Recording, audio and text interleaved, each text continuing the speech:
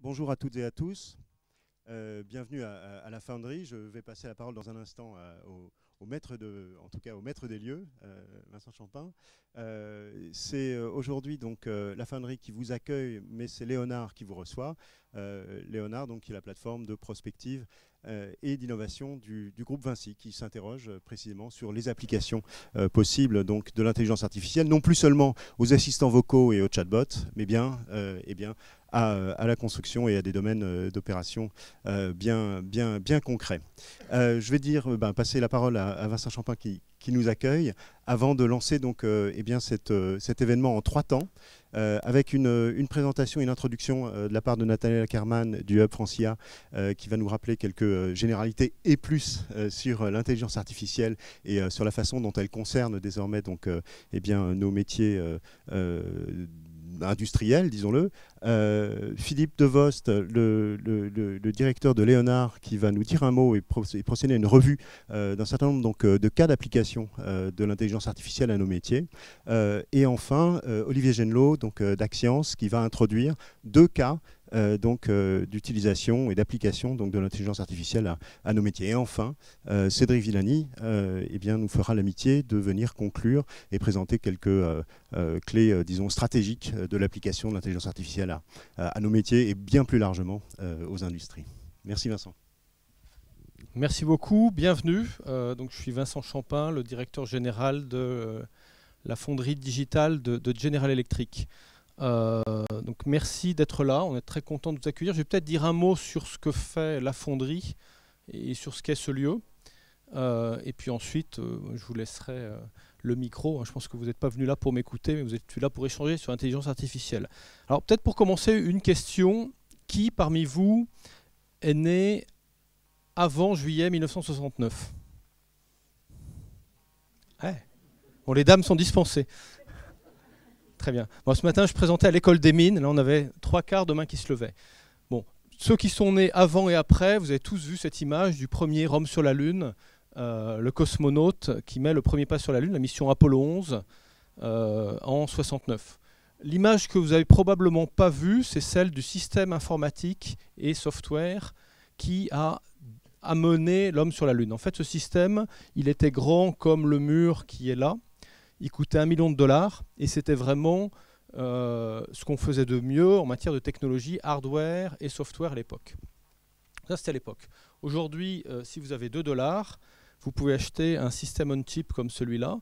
Vous avez juste à brancher du courant, c'est du 3,7 V. Vous pouvez le connecter à des machines, il va pouvoir récupérer des signaux, les analyser. Il fait 4000 fois la puissance de calcul du système de guidage d'Apollo 11. Donc ça veut dire quoi? Ça veut dire que toutes les applications que vous pouvez avoir qui prennent des données, qui les analysent localement, et localement vous pouvez faire pas mal de choses, vous pouvez même faire tourner en fait même de l'apprentissage, disons, léger de réseaux de neurones dans ce petit truc. Tous les systèmes qui vont prendre ces données, les analyser localement, les envoyer sur le cloud, sur le chip et Wi-Fi, donc vous n'avez rien à rajouter pour qu'ils communiquent, qui vont les échanger sur le cloud et les comparer avec toutes les données qui ont existé dans l'histoire de l'humanité, toutes les applications de ce type-là, si elles vous rapportent plus de $2, vous allez gagner de l'argent. Dit autrement, vous avez aujourd'hui la possibilité de mettre à la disposition de n'importe qui chez Vinci, de n'importe qui dans n'importe laquelle de vos entreprises, de lui mettre à disposition une capacité de calcul qui est infiniment plus large que celle dont rêvaient les rocket scientists il y a 50 ans. Et ça change beaucoup de choses. Alors pour une entreprise comme J, qui est une entreprise industrielle, on a compris que ça changeait des choses à la fois dans le volume et dans la nature. Ça change des choses dans le volume. Par exemple, dans la santé, quand vous alliez voir un médecin il y a 20 ans, les données qui étaient enregistrées, c'était le compte-rendu en texte brut de votre échange. Donc ça fait 5 kilooctets. Après, on a mis du formatage sur les textes. On a ensuite mis des images 2D, ensuite des vidéos, ensuite des images 3D. Et aujourd'hui, en fait, si vous allez voir votre docteur, c'est un docteur très avancé, la quantité de données maximum qu'il pourra enregistrer sur vous, c'est votre génome, c'est 200 gigaoctets. Donc en 20 ans, on est passé de 5 kilooctets à 200 gigaoctets, c'est une multiplication par 40 millions. Ça veut dire que s'il y a 20 ans, vous aviez une feuille de papier, aujourd'hui, vous avez un tas de papier qui est haut comme le Mont Blanc. Donc là encore, c'est les ordres de grandeur de l'augmentation du volume de données. Évidemment, le jeu pour une entreprise industrielle, ce n'est pas d'accumuler les données, c'est d'améliorer les choses. Donc c'est de trouver l'aiguille de valeur dans la boîte de données. Et c'est là qu'on arrive sur l'intelligence artificielle pour notre expérience à nous, et c'est ça qui a conduit à créer notamment des fonderies dans chaque grande région du monde. Pour aller trouver cette aiguille de valeur dans la boîte de données, en fait, il faut 3 choses. D'abord, c'est des sujets qui nécessitent en fait d'interagir, c'est-à-dire qu'il y a des questions de design, d'ergonomie qui vont se poser. C'est particulièrement vrai dans les applications autour des villes.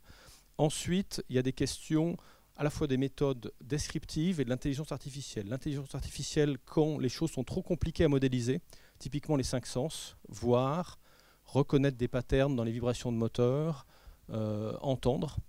Et dans tous les domaines, par contre, dans lesquels vous pouvez modéliser, en général, le modèle physique va battre l'intelligence artificielle. Donc l'enjeu, ce n'est pas uniquement de développer l'intelligence artificielle, c'est aussi de savoir trouver le bon mix entre la tuyauterie, c'est-à-dire connecter des machines, de l'intelligence artificielle qui va permettre de gérer des choses non modélisables. Aujourd'hui, par exemple, pour reconnaître des mélanomes et savoir s'ils sont cancéreux ou pas, l'intelligence artificielle bat des dermatologues professionnels.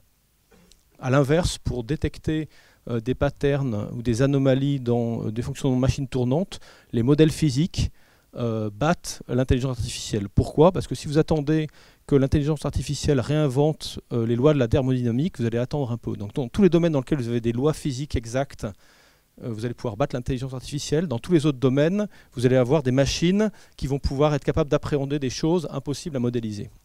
Voilà. Donc ça, prenant conscience de ça, on a compris en tant que GIC que ça changeait complètement nos métiers et qu'on pouvait mourir de 2 façons. La première façon, c'était de ne pas être capable d'amener la productivité digitale à nos clients. Typiquement, on vend 1 milliard de dollars de moteurs à Air France.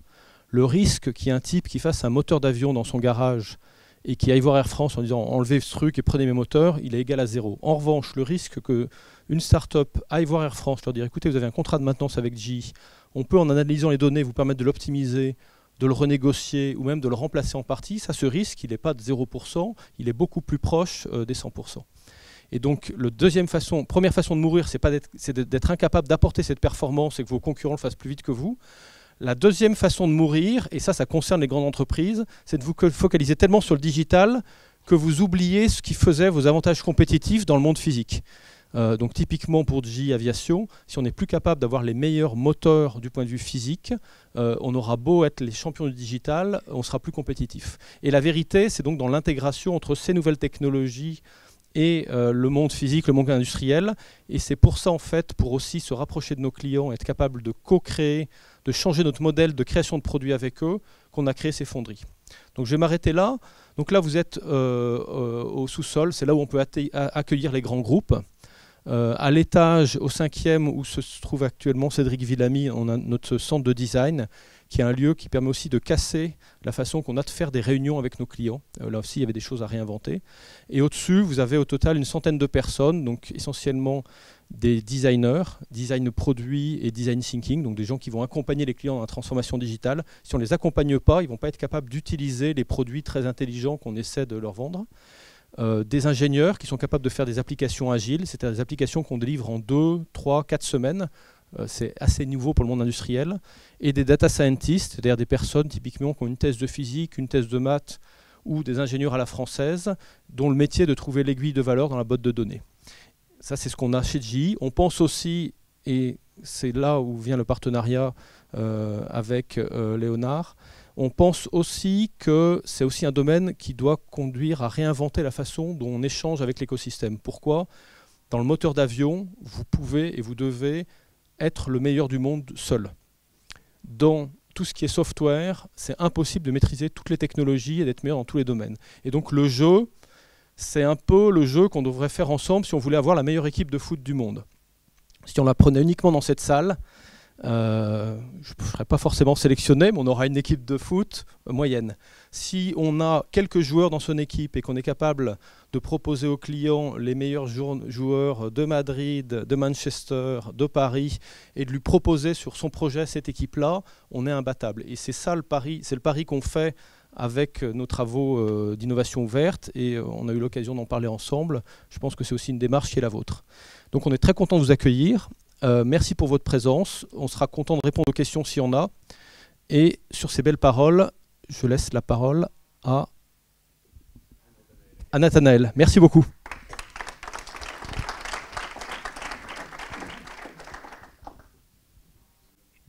Bonjour à tous. Donc, on m'a demandé de préparer un exposé sur ce qu'était l'IA et puis distinguer les notions qui sont souvent utilisées à l'heure actuelle, machine learning, deep learning, etc.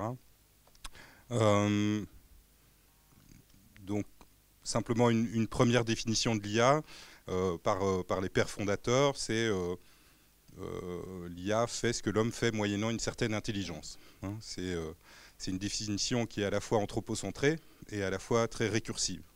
Et dans l'esprit des fondateurs, c'était la démonstration automatique de théorèmes ou jouer au jeu d'échecs, ou dans la perspective d'Enigma, d'arriver à faire de la traduction automatique du langage.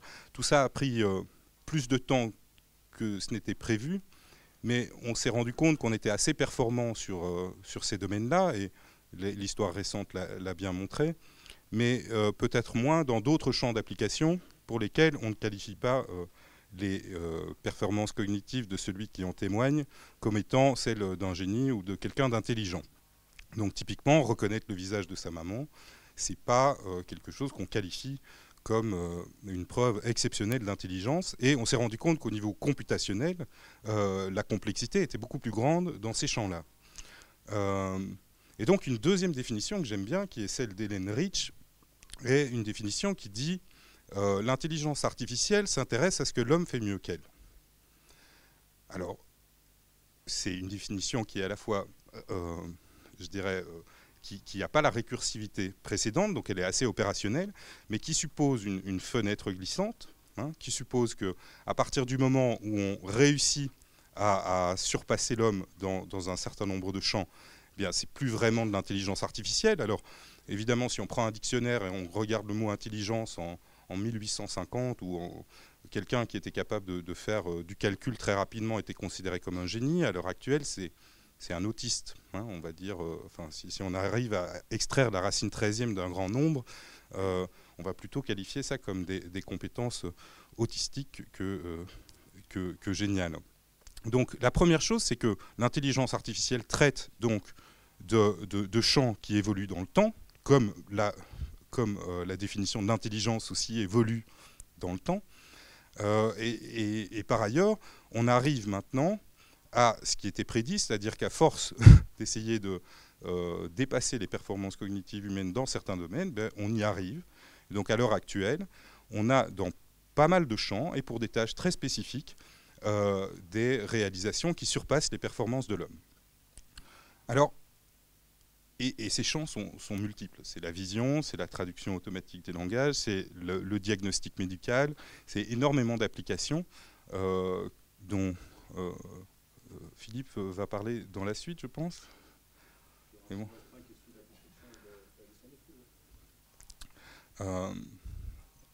Voilà. Alors, les questions du débat actuel sont multiples. Et elles sont posées par justement cette super performance dans certains domaines qui sont liés notamment à des résultats impressionnants du deep learning. Mais l'intelligence artificielle, ce n'est pas que le deep learning. L'intelligence artificielle, ça couvre énormément de champs technologiques, mais aussi des champs en rapport avec l'homme. Et il ne faut jamais oublier ça. Finalement, l'occasion qui nous est donnée à travers le débat de l'intelligence artificielle, c'est aussi reposer en miroir les questions sur l'homme, sur la manière dont il collabore, sur la manière dont on envisage la société.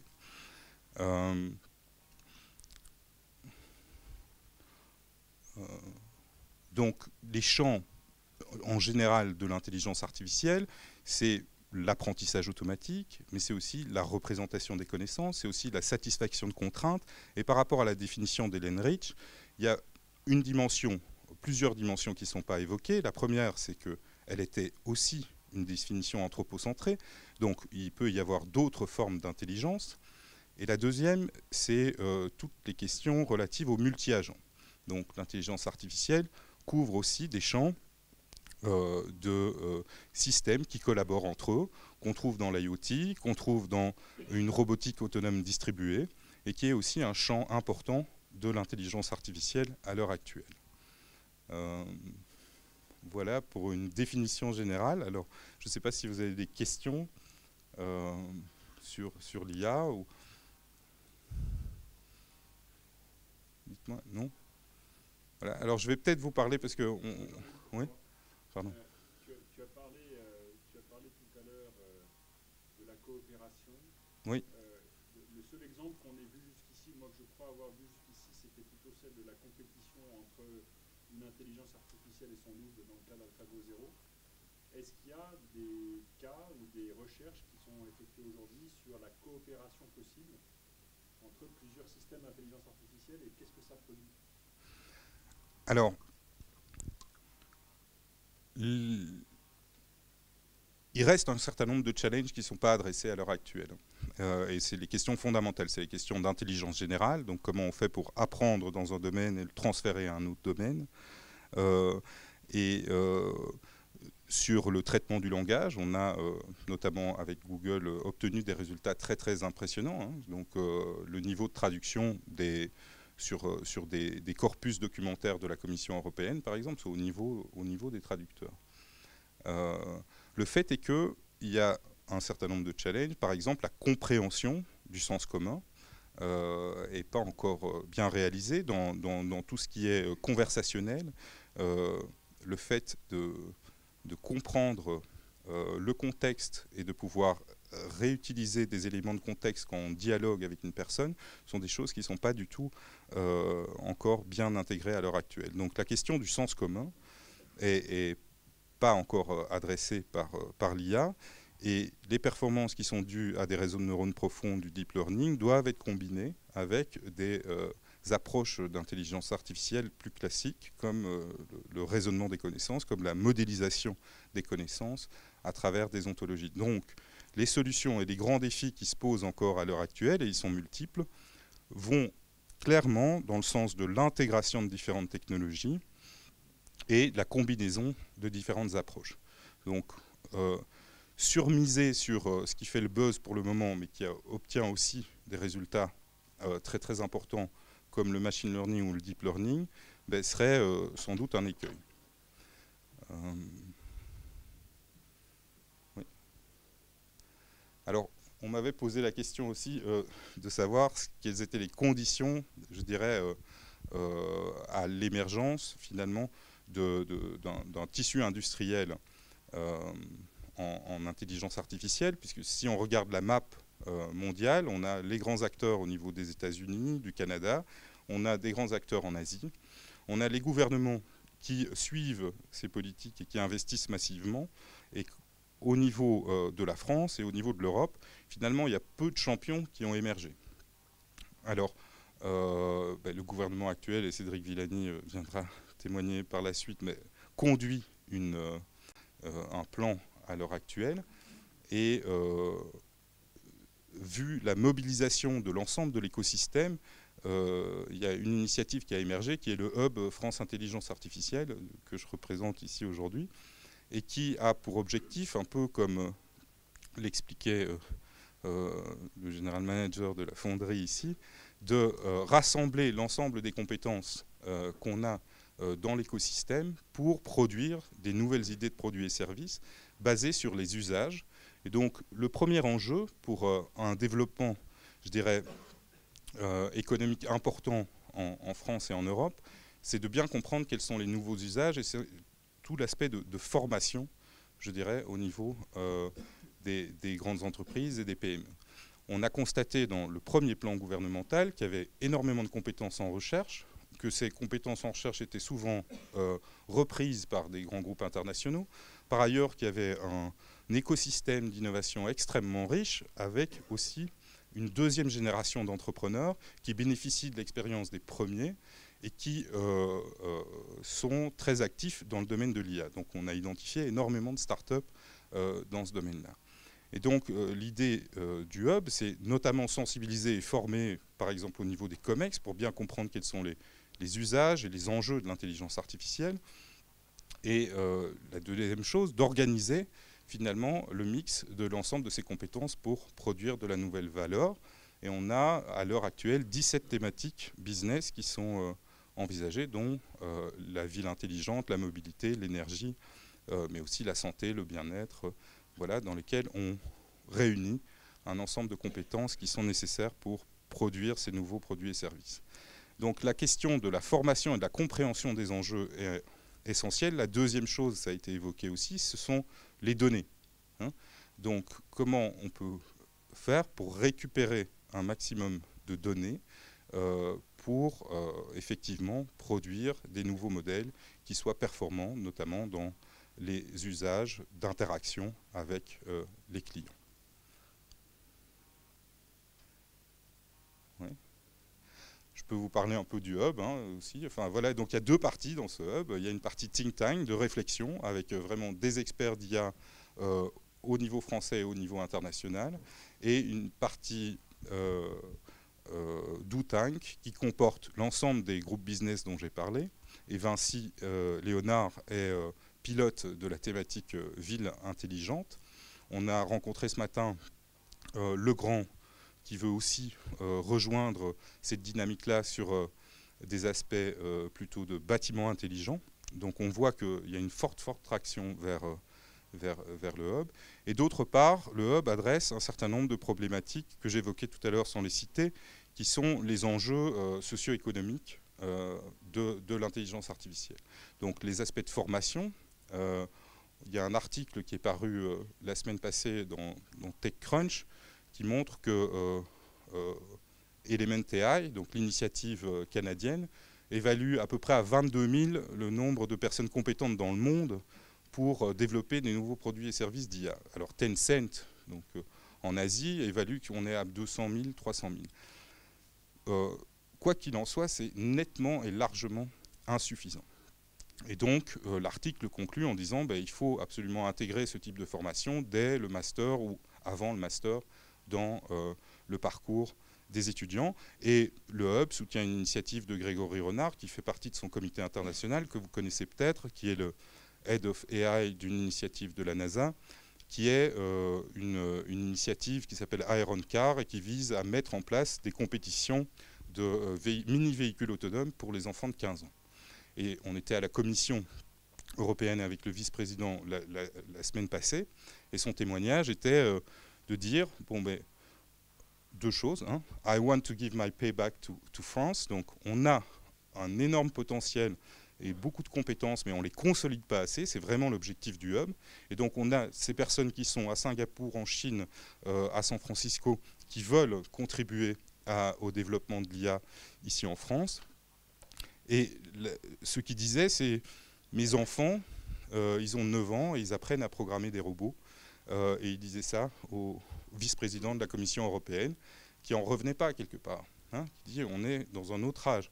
Et donc l'initiative du Hub, c'est aussi de pousser cette dynamique-là avec une perspective qui soit européenne. Donc j'ai parlé de la formation parce qu'elle est essentielle, l'éducation, mais on a des groupes sur l'éthique. Ces groupes interagissent avec les groupes business. Donc dans la réflexion de la mise en place de nouveaux produits et services, on va dès le départ réfléchir aux conséquences éthiques, aux conséquences juridiques. On a réuni au sein du Hub, je dirais, tous les avocats de la place qui arrivent à programmer, enfin qui savent programmer, donc c'est rare comme compétence. Vraiment, vous rigolez madame, mais c'est très rare, parce que souvent les ingénieurs discutent et puis les juristes prennent la suite dans tous les processus de transfert ou de vente, et on a l'impression de recommencer à zéro et de ne pas avoir bien compris ce qui se passait. Donc le mix de ces compétences-là, enfin, est quelque chose d'essentiel. On a aussi des designers donc, qui interviennent dans l'initialisation des groupes business, comme Dominique Siama ou Jean-Louis Fréchin. On a des thématiques sur l'inclusion et la transformation des jobs. On a de l'aide au recrutement ou de l'évaluation des compétences dans ce contexte de transformation des jobs. Et voilà, donc ça c'est pour ma partie un peu de présentation du Hub. Je peux répondre à vos questions et vous envoyer toute l'information. Voilà, donc, oui, peut-être dernière chose, dans la partie think tank, il y a plusieurs grands enjeux, mais donc l'enjeu des données est fondamental, et donc ce think tank propose à contribuer à la mission menée par Cédric Villani, mais porte ce message aussi au niveau des institutions européennes et à divers niveaux. Voilà, je pense que c'est essentiel dans le cadre de la ville intelligente, c'est pour ça que je réinsiste là-dessus. Legrand, ce matin, donc, me disait, voilà, nous, on est connus pour les interrupteurs, peut-être d'autres choses, mais on ne sait pas encore ce qu'on va pouvoir faire et quelles sont les informations qu'on va pouvoir extraire des données et des comportements qu'on va observer. Donc à la fois, il y a la dimension éthique de protection de la vie privée qui est à envisager, à la fois, tout le champ est ouvert pour créer de l'innovation. Voilà, on est là pour ça. Merci.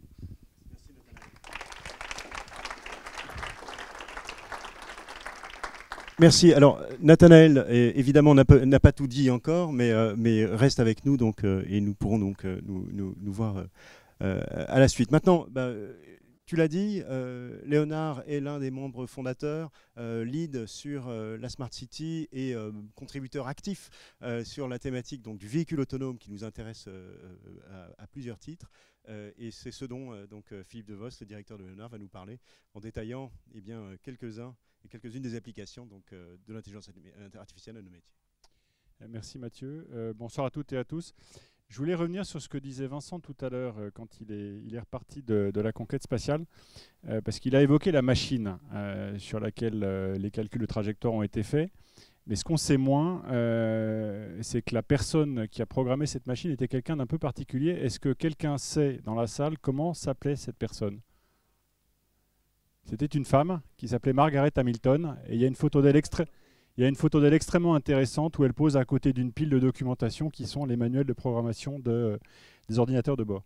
Donc ça, c'est un petit clin d'œil, mais voilà, on est assez soucieux chez Léonard des questions de parité, et ça, moi, il me semble que ça méritait d'être rappelé. Non, tu rigoles, Pierre, on est pour l'instant à parité. Voilà. Alors, ce que je voudrais essayer de vous faire comprendre ce soir, c'est ce lien qui peut être curieux pour certains d'entre vous entre le groupe Vinci et l'intelligence artificielle, parce qu'on peut se demander ce qu'on fait dans cette galère et pourquoi est-ce qu'on essaie d'associer les octets aux atomes, puisque les atomes a priori ça nous connaît, les octets ça nous connaît plus qu'il n'y paraît, puisque beaucoup de gens oublient que non seulement dans nos activités de construction, nous produisons de la donnée en permanence, nous observons l'environnement dans lequel nous opérons, et que dans tous nos métiers de concession, nous gérons des flux, nous opérons des flux, et avec un souci d'optimisation qui est lié à nos business models, et qui suppose donc que là aussi nous soyons capables de mettre de l'intelligence partout où il y a des flux. Et c'est une des raisons pour laquelle la deuxième saison, le deuxième millésime de la prospective de Léonard s'est intéressé notamment, entre autres sujets, à l'intelligence artificielle, après avoir couvert le sujet de la mobilité autonome. Et donc on a fait le lien entre ces deux domaines. Et tout à l'heure, Olivier nous dira quelques mots, puisque c'est lui, Olivier Génaud, qui est le sponsor de la prospective sur l'intelligence artificielle, nous dira quelques mots de ce qu'on fait déjà dans le groupe sur le sujet, et vous allez avoir des surprises. Et puis on a le plaisir d'avoir parmi nous Benoît Bergeret, qui est au bureau exécutif du Hub France Intelligence Artificielle, qui s'occupe des relations avec l'écosystème et qui a rejoint le groupe la semaine dernière pour s'occuper d'un projet d'intelligence artificielle, lui aussi absolument critique. Voilà. Donc cela étant dit, je vais balayer avec vous très très rapidement quelques sujets critiques pour nous qui sont regroupés dans un format Emerging Trends qu'on va diffuser prochainement. Premier sujet qu'on va regarder, c'est le lien et les enjeux pour les bâtiments et les infrastructures. Encore une fois, quand on construit, on a plusieurs sujets. On va avoir de plus en plus de sujets de simulation de toutes les manières possibles de construire à partir de contraintes qui sont données. On a des sources de données phénoménales à notre disposition. Et là, c'est un sujet sur lequel je suis encore en débat avec l'équipe qui a préparé ces slides. On a de la connectivité et des enjeux de connectivité sur le cloud, sachant que, de mon point de vue, la production et les volumes de données produites sont tels qu'on va de plus en plus vers une exécution et une analyse et une interprétation sur site, ce que certains appellent le edge computing, en utilisant des systèmes locaux. Vincent rappelait tout à l'heure que la puissance de traitement local disponible devient phénoménale. Si on sait sur quel type de données on s'appuie et qu'on a entraîné des modèles pertinents, on est capable de faire une grosse partie du travail, pas forcément tout, mais une grosse partie du travail localement, Ce qui nous fait parfois dire que dans les très très grosses machines que nous utilisons, comme par exemple un tunnelier, en fait nous avons des data centers ambulants qui ont cette capacité de mesurer le terrain dans lequel ils opèrent. Et donc les impacts pour nos métiers, ceux qu'on explore et qu'on va explorer sur le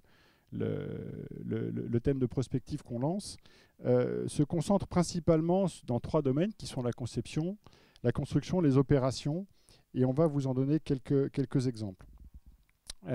Sur la conception, j'en ai parlé. Il ne s'agit pas uniquement de connaître mieux et de manière plus pertinente son environnement et de l'analyser. Ça, c'est un sujet qui est maîtrisé dans le groupe à travers une de nos activités qui s'appelle Six Sense, et par laquelle nous avons cette capacité d'observer l'environnement sur lequel nous bâtissons, d'observer les déformations des terrains sur lesquels nous avons déployé des constructions et des infrastructures, et la capacité progressivement à prédire et analyser, à prédire les évolutions de ces terrains.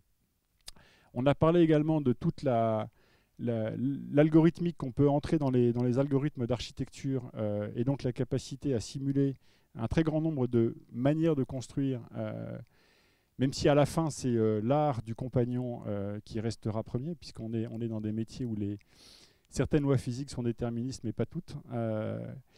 Et puis il y a tous ces sujets du BIM qui sont des domaines sur lesquels on a pas mal travaillé, dans la mesure où le BIM est une question qui vient interroger l'ensemble de la chaîne de valeur, et donc l'ensemble des métiers qui vont de la conception, de la construction jusqu'à l'exploitation des bâtiments. Donc l'intelligence artificielle, elle va agir, et voilà quelques exemples. Vous avez Bond Visite, je ne sais pas si certains d'entre vous connaissent cette société, qui vous développe un outil d'aide à la décision qui vous permet de choisir vos implantations, et qui donc d'une certaine manière va commencer à se substituer à certaines notions de choix. Et je crois que cette question du choix et de la prédiction et du choix est une zone de tension intéressante entre la machine et l'humain. Alors vous avez, ce sont des exemples qui sont connus, cette capacité aujourd'hui à effectuer, à rentrer dans un système, un jeu de contraintes, voire de contraintes fonctionnelles, et à voir le système vous proposer immédiatement toute une variété de design potentiels qui restent et qui répondent et qui tiennent dans les contraintes que vous leur avez énoncées. La question qu'on peut se poser est de savoir jusqu'où ces acteurs vont soit descendre, soit remonter la chaîne de valeur et vont se substituer à des métiers de plus en plus proches des nôtres. Et donc c'est à ce titre que c'est un sujet, un domaine que nous observons de très très près. Et puis nous avons une société que nous connaissons bien, avec laquelle nous travaillons, qui est Xtree, qui maîtrise notamment les têtes d'impression 3D capables de manipuler du béton, et donc de générer des formes extrêmement complexes qui, dans un premier temps, sont en cours de test et de déploiement pour du mobilier urbain, mais qui pourraient être appliquées à d'autres formes et d'autres éléments de construction. Et où là, c'est pareil, on est dans une capacité à produire des formes qui ne sont pas nécessairement et spontanément issues d'une intelligence ou d'une projection humaine. Ce qui fait à la fois le caractère étonnant et surprenant de ces formes, et ce qui pose aussi la question de savoir jusqu'où ou à quel moment s'arrête l'architecte. La construction, c'est aussi ce qui se passe sur le chantier. Et sur le chantier, vous avez des humains, vous avez des machines, les premiers souvent, ou dans certains cas, opèrent les secondes, et vous avez des problèmes complexes à résoudre en permanence, qui supposent de l'intuition, qui supposent du bon sens, mais qui de plus en plus peuvent être nourris ou formulés à travers des données. Alors vous avez des acteurs comme Trax qui typiquement essaient de jouer, s'efforcent de jouer le rôle d'orchestrateur du chantier à travers leur capacité à gérer la flotte d'engins qui sont en train d'opérer. Vous avez, alors donc le cas précédent, c'était une flotte d'engins de chantier avec de l'intelligence. Là, vous avez, pour vous donner une petite idée de l'échelle à laquelle ça peut être déployé, vous avez des systèmes ou des zones d'extraction de matières premières qui sont opérés de manière totalement automatisée. Donc là, vous voyez que la présence humaine bat en retraite, ce qui comporte un immense avantage sur le plan de la sécurité, notamment lorsque vous êtes dans ce type d'infrastructure, mais qui là aussi pose des questions sur la répartition des rôles entre l'humain et les systèmes, d'autant que l'autre question que cela pose est celle de savoir si, en cas de difficulté ou d'imprévu, les décisions entre guillemets qui auront été prises par les systèmes seront interprétables, explicables et auditables par les humains qui reliront le film et qui essaieront de comprendre ce qui s'est passé. Et là, je pense que c'est un sujet qui concerne pas directement le monde de la construction, mais sur lequel, à mon avis, commencent à plancher certains assureurs, parce que derrière est soulevée la question de la responsabilité dans tout ce qu'elle peut avoir de compliqué.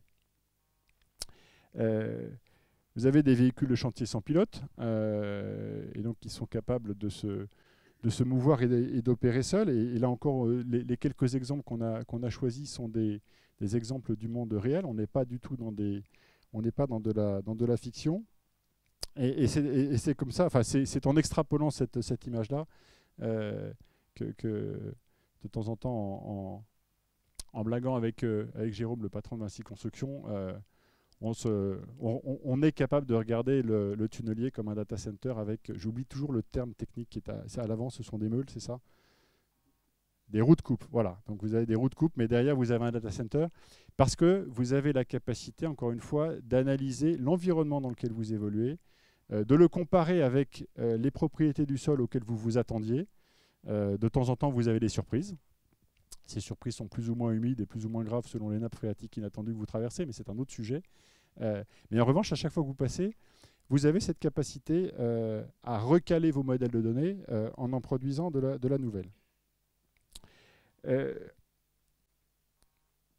Je vais faire une digression parce que là, me semble-t-il, sur ce sujet-là, il y a quelque chose de très important. L'exemple qui a été pris tout à l'heure sur les capacités de traduction de Google s'appuie sur une source de données qui, en l'occurrence, est une source de données publique.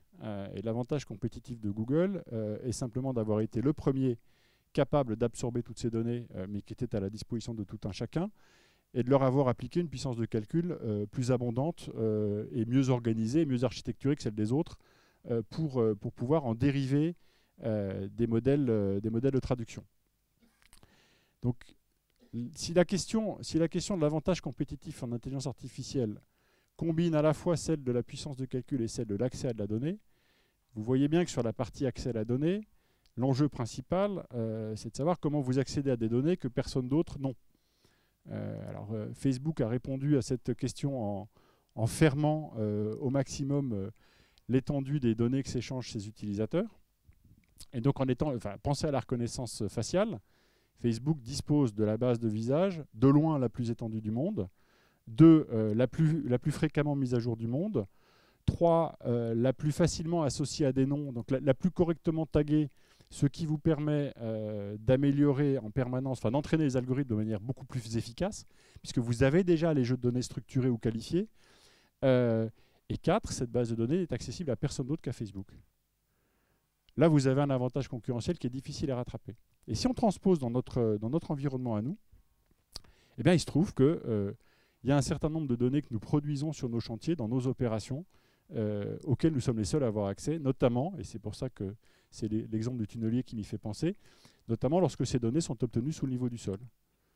Puisque sous le sol, là où le tunnelier va, Google Earth ne va pas. Puisque les satellites d'observation se limitent à la surface du globe. Et je pense que nous avons, de ce point de vue-là, un potentiel d'accès à de la donnée exclusive sur lequel on a énormément à gagner à partir du moment où on est capable d'entraîner ces modèles.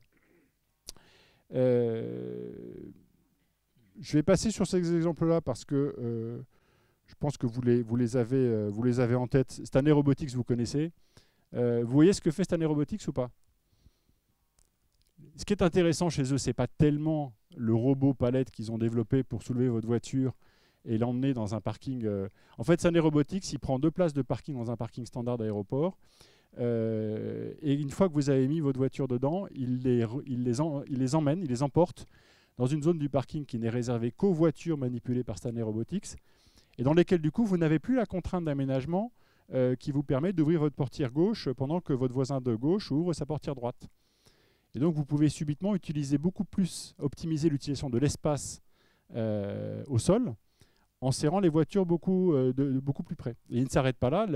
Là où il y a de l'intelligence artificielle en jeu, c'est que Stanley Robotics a deux informations, celle de votre vol de départ et celle de votre vol d'arrivée, donc celle de la durée de votre voyage. Et ils vont eux-mêmes jouer au Tetris tout seuls dans leur coin, dans cette partie du parking qui leur est réservée, de manière à déplacer les voitures pour gagner un maximum de place et progressivement ramener votre voiture près du bord pour que 24 heures avant la date supposée de votre retour, la voiture soit très facile à sortir et à récupérer. Bon, bah, pour jouer au Tetris de manière un peu astucieuse avec des données de départ et d'arrivée, un peu d'intelligence artificielle ne fait pas de mal. Vous avez les sujets de maintenance prédictive qui sont connus à peu près dans tous les domaines. Alors voilà, donc, dans le cas de Vincent et de General Electric et des moteurs d'avion, ce sont des trucs qui tournent mais beaucoup plus rapidement et dont les vibrations sont des signes avant-coureurs de panne à venir et donc permettent d'opérer de la maintenance avant même que les machines ne tombent en panne et donc permettent d'optimiser leur taux d'utilisation. Là, on est dans des objets qui tournent mais à vitesse légèrement moindre et heureusement. Mais là, vous avez aussi des sujets de maintenance prédictive de manière à être capable de maîtriser l'état de vos bassins de décantation et d'être capable d'anticiper sur les dosages que vous allez devoir opérer afin d'éviter que tout ne tourne, parce qu'une fois que ça tourne, les conséquences, y compris olfactives, sont désastreuses. Vous avez un exemple qui est intéressant parce que c'est un exemple dans lequel un géant du numérique commence tout doucement à entrer sur notre terrain. Puisque quand vous expliquez à une métropole que vous allez concevoir et très largement piloter la construction d'un quartier entier, vous êtes en train d'expliquer qu'en fait le monde de la construction se divise en deux catégories, enfin en deux parties. Il y a la partie intelligente que vous, Google, affirmez maîtriser mieux que n'importe qui d'autre. Et puis il y a la partie bêtement physique que vous allez confier à des gens qui savent uniquement déplacer du béton.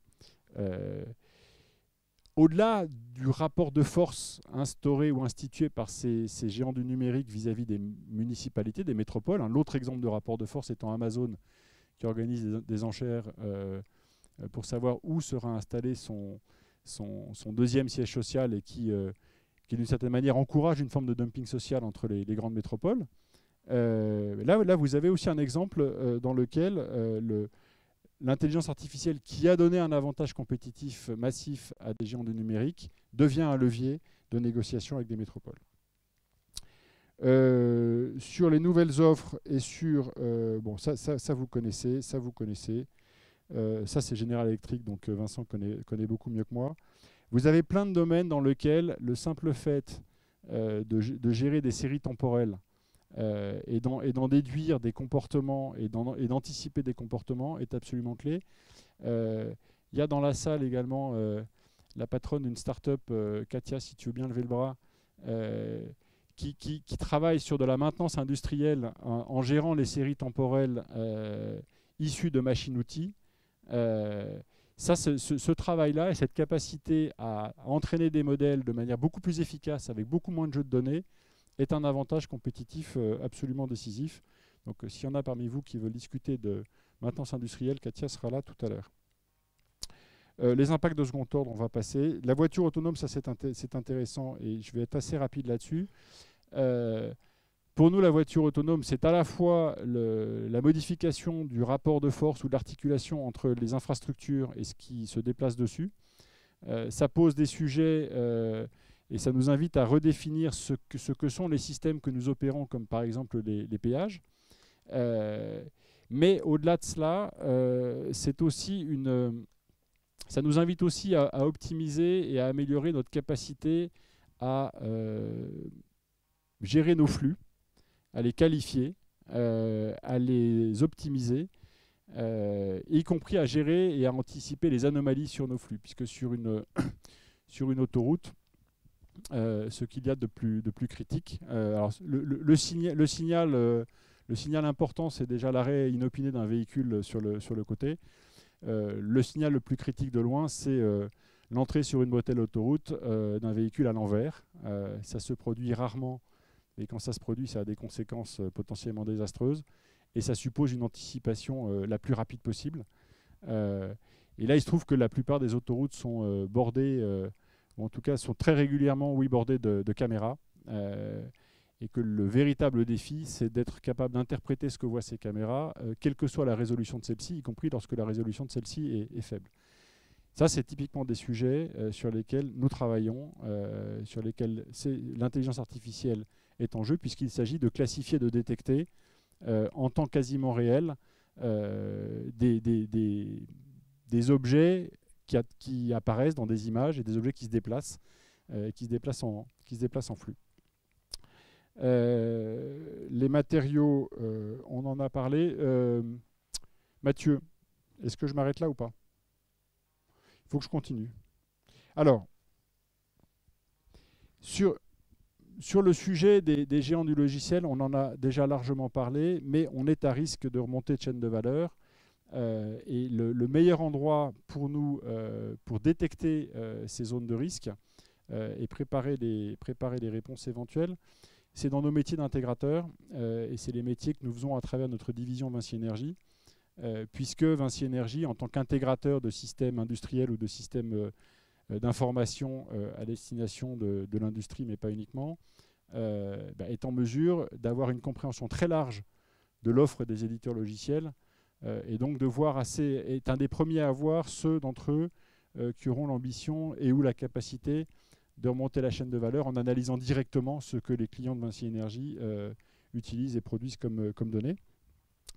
On voit arriver, encore une fois, au milieu, dans la chaîne de valeur de la construction, des acteurs qui sont issus d'une certaine manière de la sphère du véhicule autonome.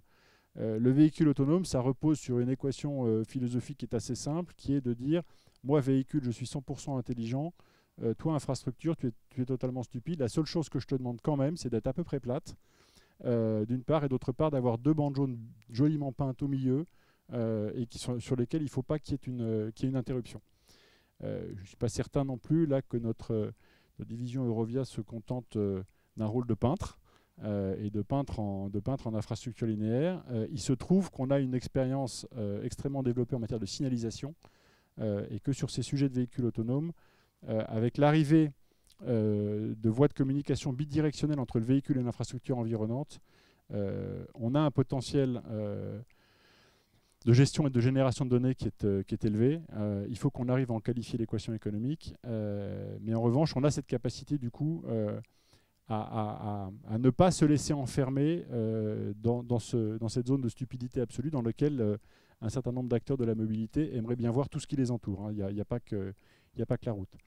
Et puis, vous avez les plateformes qui sont en train de se consacrer à l'opération des infrastructures et qui, elles aussi, essayent de s'insérer entre les donneurs d'ordre et ceux qui construisent et qui réalisent pour pouvoir capter l'essentiel de la valeur en captant les données. Encore une fois, l'enjeu, c'est d'être le premier à capter des données auxquelles personne d'autre n'a accès.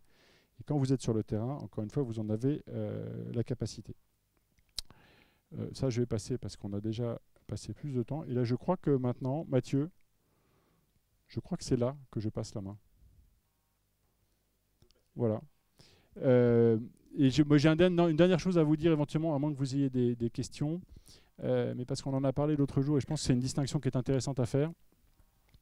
Est-ce que dans la salle, vous êtes à peu près... Est-ce que dans la salle, vous avez compris pourquoi est-ce qu'un des acteurs dont on parle de plus en plus dans le domaine de l'intelligence artificielle est NVIDIA? Et est-ce que vous savez ce que fait NVIDIA et d'où ils viennent? Voilà. Est-ce que vous savez ce que c'est qu'une carte graphique? Une carte graphique, c'est un processeur qui fait beaucoup moins de choses qu'un processeur, mais qui les fait infiniment plus vite. Et ça, c'est intéressant parce que on sort d'une certaine manière de l'époque où le silicium était dominé par Intel, qui fabriquait des processeurs généralistes. Un processeur généraliste, c'est quelque chose qui fait relativement mal, qui couvre relativement mal un très grand nombre de fonctions. Quand je dis relativement mal, c'est avec des lenteurs, avec des contentions, avec avec des interfaces d'entrée-sortie pas toujours optimisées, avec des besoins de programmation compliqués, etc. Une carte graphique, au départ, c'était conçu uniquement pour une chose, c'était afficher des pixels sur votre écran le plus vite possible. Et donc, c'était destiné aux gamers. S'il y a des anciens gamers dans la salle, vous avez tous quitté votre PC et en mettant des cartes Matrox ou des cartes Nvidia pour que ça pédale plus vite. Mais fondamentalement, ça ne fait qu'une chose, c'est que ça vous affiche des lignes et des colonnes de points. Sauf que ça, c'est d'une certaine manière, c'est du calcul matriciel. Ça manipule, une carte graphique manipule à une vitesse phénoménale des matrices, des lignes et des colonnes de points.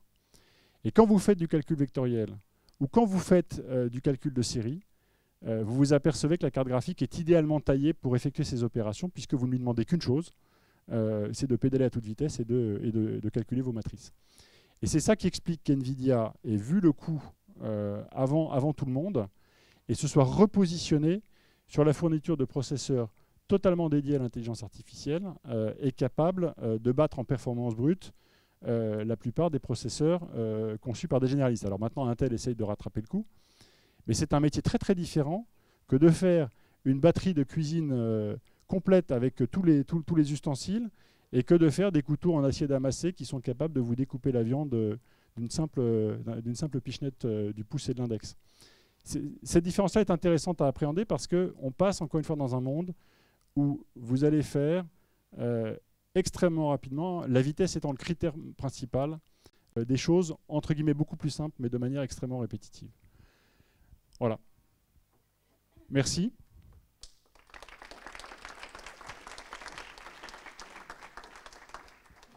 Voilà, je vous propose en fait pour aller encore un peu plus loin, eh bien de vous présenter d'abord Olivier Genelot, donc directeur général d'Axience, qui va introduire deux cas donc de l'utilisation de l'intelligence artificielle dans le métier que nous souhaitions vous montrer. Merci Mathieu. Bon, je vais faire court. D'abord, je suis directeur de la marque Axience, parce qu'on est dans un mode décentralisé. Juste pour dire quelques mots sur le groupe de prospective que je vais avoir le plaisir d'animer. Donc, il va regrouper des personnes émanant des différentes entités de Vinci, donc Vinci Airport, Vinci Concession, Vinci Concession, Vinci Autoroute, Eurovia, Vinci Construction, Vinci Énergie, Vinci Immobilier. On est en train de constituer le groupe. Je pense que l'idée, c'est de réfléchir sur l'impact de l'IA sur nos métiers, dans le cœur de nos métiers, sur nos offres. Je pense qu'on va le faire dans l'esprit du groupe, c'est-à-dire en s'assurant que les gens qui participent à ce groupe-là connaissent très bien la réalité de nos métiers, de nos offres, soient capables de faire ce relais, et qu'on ait aussi la vision on disait tout à l'heure, il y a 20 000 personnes formées ou 200 000 personnes formées, de voir comment on appréhende ces nouvelles technologies, comment elles sont diffusées, prises en compte par tous nos managers, dans toutes nos business units, pour délivrer de nouvelles offres et pour transformer nos métiers, sans oublier, je pense, que ce qui fait nos valeurs, c'est-à-dire de continuer à se fonder sur l'humain et sur l'homme. Voilà. Donc, ceci étant, on ne part pas de zéro. C'est intéressant et je pense que là, on va voir deux cas mais qu'on va présenter rapidement. Mais il y en a d'autres.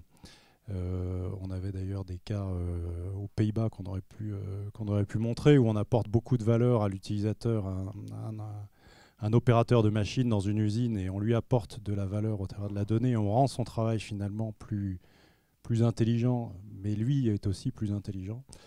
Les deux cas, donc c'est Paul Marek qui va présenter un système de détection, je ne vais pas tout déflorer le sujet, mais d'identification dans le cadre de Vinci, d'identification de véhicules dans le cadre de Vinci Autoroute. Et le deuxième cas, c'est chez Axience. Donc Axience, c'est les offres de technologies de l'information et communication au sein de Vinci Énergie. Et c'est assez intéressant parce que c'est Axience Portugal avec David Jordim et Jean Faria qui ont développé une solution dans le cadre du hackathon Vinci Énergie l'an dernier et qu'ils ont poussé. Et là, pour des infrastructures donc c'est aussi de l'intelligence artificielle, mais dans des infrastructures d'électricité, d'énergie. Voilà, j'en dis pas beaucoup plus, parce que c'est leurs présentations qui vont être très intéressantes. Merci.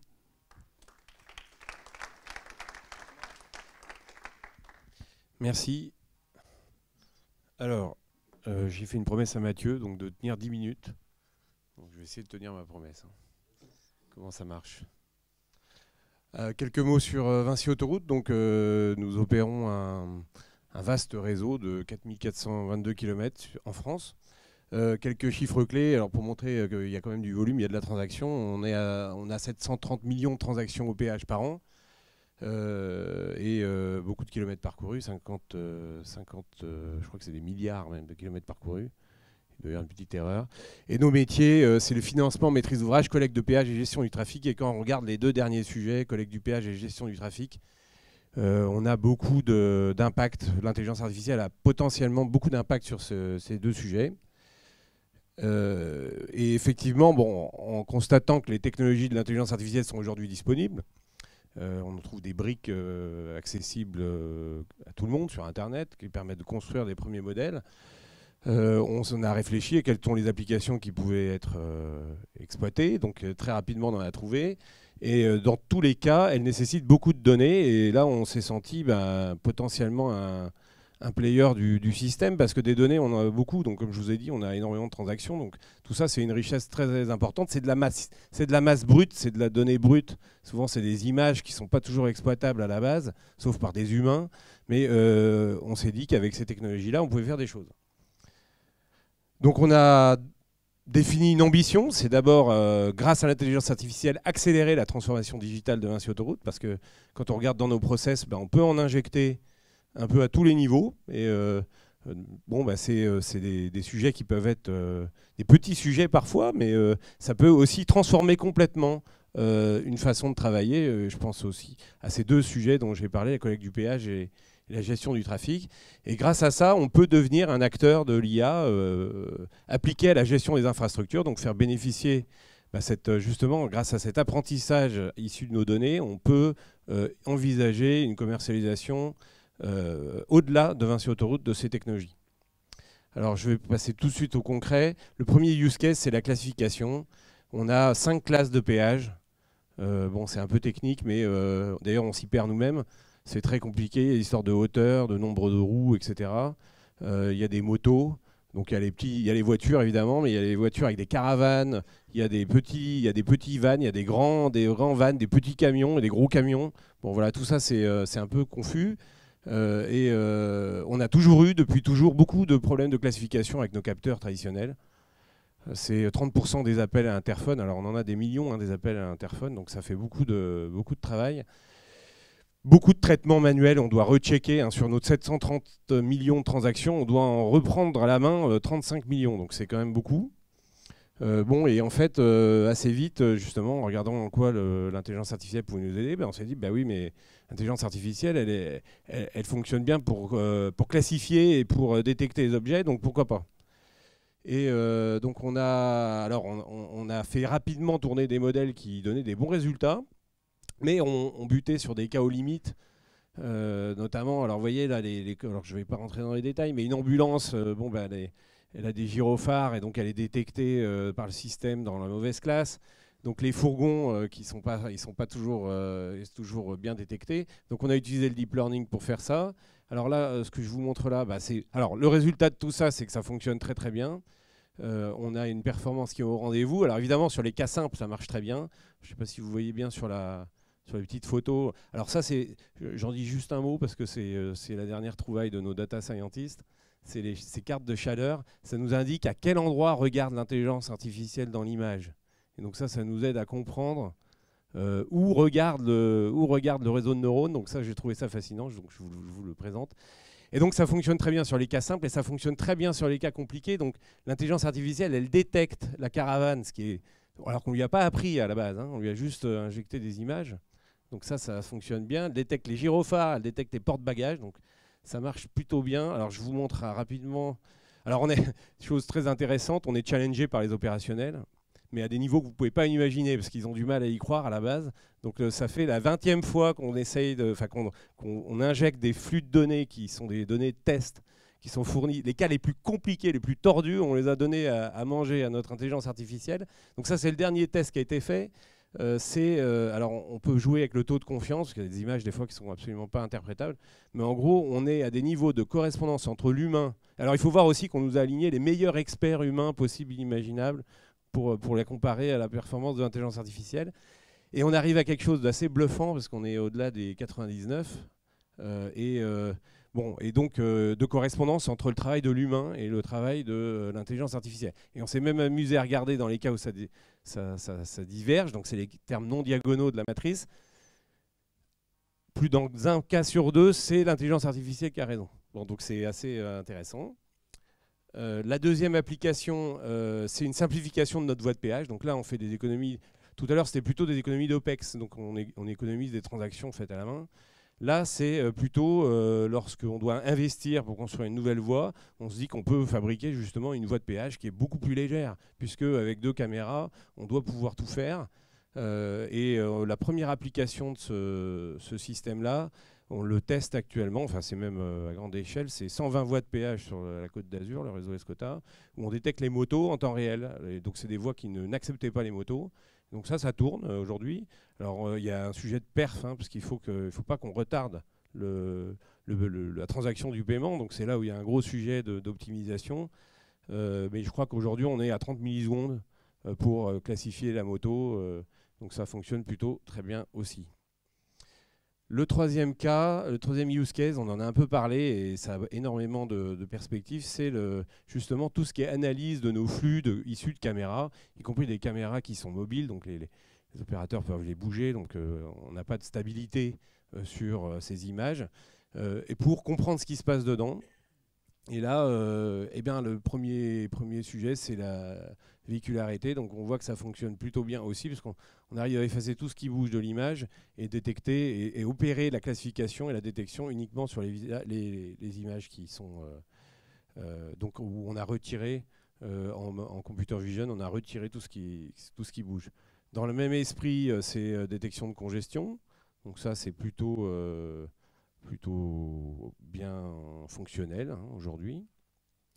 Et le troisième cas, et ça c'est très intéressant, et c'est là où on vient commencer à s'approcher du sujet du véhicule autonome, parce que détecter un véhicule à contresens, c'est difficile. D'abord, on n'a pas beaucoup de données, par définition.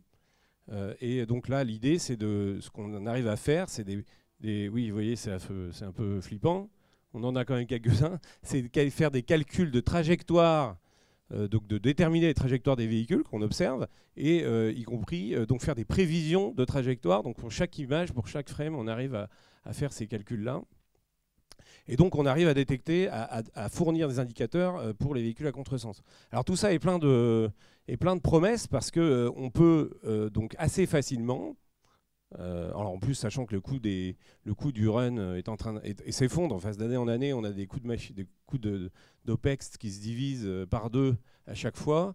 On peut imaginer mettre derrière toutes nos caméras, on en a des milliers, des intelligences artificielles de ce type, pour construire un espèce de modèle 3D dynamique, temps réel, de tout ce qui se passe sur l'autoroute. Et on se dit que ça, c'est une offre qui peut intéresser l'industrie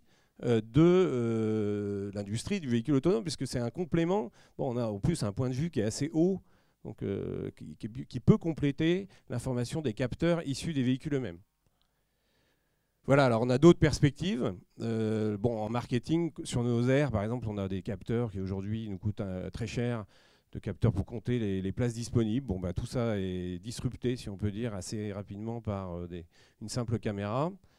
J'en ai parlé, véhicules autonomes, et puis Philippe Devost l'a évoqué. Donc on voit que toutes les perspectives qu'offre ce genre de technologie appliquée à nos systèmes. Et puis la sécurité sur autoroute. Alors on a vu tout à l'heure un véhicule qui était le patrouilleur, le véhicule d'intervention sur autoroute sans chauffeur. Bon, ça serait aussi un grand progrès. Mais on voit que tout ce qui est détection de trajectoire anormale peut faire profiter nos agents déjà aujourd'hui. Alors pour faire ça, il y a une équipe de data scientists qui a été mise en place. Donc on a le plaisir de Amir Nakib, qui est le grand patron matheux. Donc si vous avez des questions sur les équations, n'hésitez pas à aller le voir. Et je vous annonce aussi l'arrivée, donc ça a été dit par Philippe Devost, depuis la semaine dernière, de Benoît Bergeret, qui va œuvrer au développement de ce projet, de cette équipe. Donc on a de grandes ambitions, et donc Benoît a la mission de développer ce sujet. Merci de votre attention. Je ne sais pas si j'ai tenu ma promesse. À peu près. Merci. I'm looking for our friends from Portugal. So, yes. Un mot maintenant d'une autre application donc, de l'intelligence artificielle à nos métiers par David Jardine d'Axians et Vinci Energy donc, au Portugal. Thank you. Bonsoir. I'm sorry, but I will be the only speaker of English tonight. So my name is David Jardim. I'm the machine learning specialist from our SmartX team at Axians Portugal. And I will make a short presentation about our project called Helix Nebula. So, as we have already seen on previous presentations, there is a lot of structures that require inspection and maintenance. And this is a very expensive and difficult task to do. So we propose a platform that will help to solve or simplify this task. Helix Nebula is a data analytics platform where the maintenance teams can upload images that are captured by drones, for example, from infrastructures, and then they are automatically classified. Our use case is classification of corrosion. So the idea is very simple. What we did was we took a large set of images and we had to manually label the corrosion and also label the parts that are not corrosion. So we will train the computer to classify what it is corrosion and what it is not corrosion. So we are using a per pixel approach. So what we're doing is we are looking at the picture for every pixel, and then for every pixel we try to see if it's a corrosion or not. So we will have a probability whether that pixel represents a pixel with corrosion or not.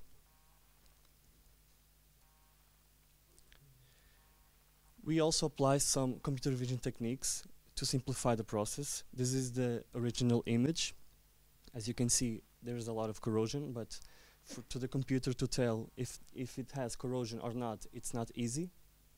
So our first task was to try to extract the structure from the image. So we apply well-known computer vision techniques, and all the shape within the yellow edges will be used to classify. So after we have taken the structure from the image,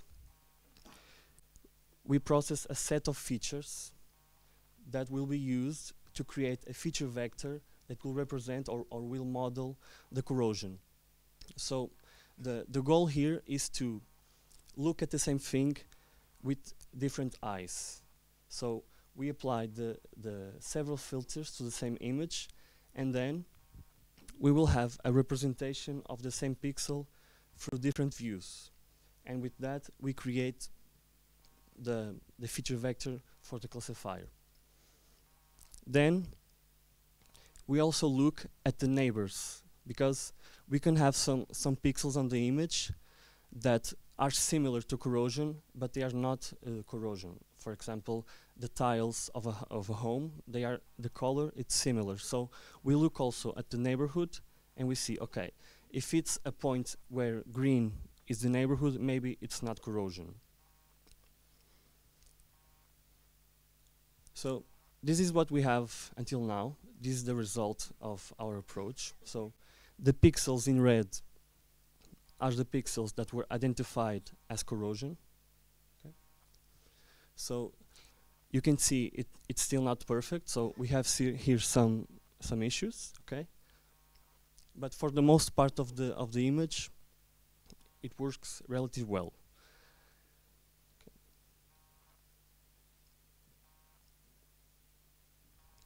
We have some other things that we want to add to the platform. We would like to have object recognition because at the moment we are only applying this to pylons And we have a problem because we are using a pixel-based approach. We have to look at every pixel of the image, and it is really slow. So if we could extract the object from the image in a better way, it would increase the performance of our system. So other thing that we think it's interesting is weather-based prediction. So we already have a lot of data from the past about the weather conditions of for example, France. And our goal here is to make a correlation between the corrosion and the region that the pylon is installed. So for us, it's automatic because, okay, you know, in a place where it rains a lot, maybe the probability of corrosion will be higher. But if you have different manufacturers on the same region, and one pylon it has more corrosion than the other, maybe you can correlate this information and you say, okay, maybe I'm going to use only this manufacturer here on this region, but on the other one, I will use another one because it's cheaper. So, okay. We are also making an application for the teams that are on the field, and the goal here is to accompany them on the inspection. So the drones, they will capture the image from the structures, and then they will have an alert about a maintenance that is required. So the app will give them a script, so they should follow to make the inspection of the pylon. And we are also making a demonstration with HoloLens, which you have a 3D model of the pylon, and you can see the images of the HoloLens of the pylon that were classified. So that's the status of the project right now. Thank you.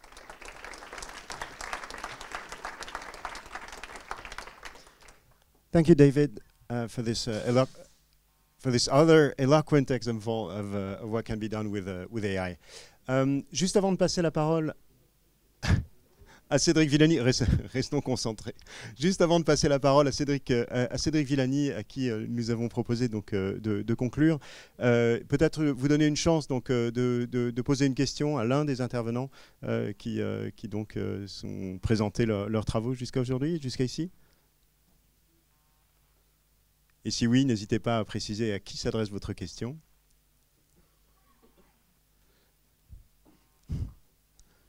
Bon, alors en ce cas, je vais prier Cédric donc d'intervenir, de me rejoindre et de conclure avec nous sur eh bien, une intervention qui bien évidemment rebondira sur ses récents travaux et le rapport qu'il a récemment donc remis donc, sur l'intelligence artificielle et en particulier sur les questions d'ordre stratégique qu'elle pose à la France et à l'Union européenne.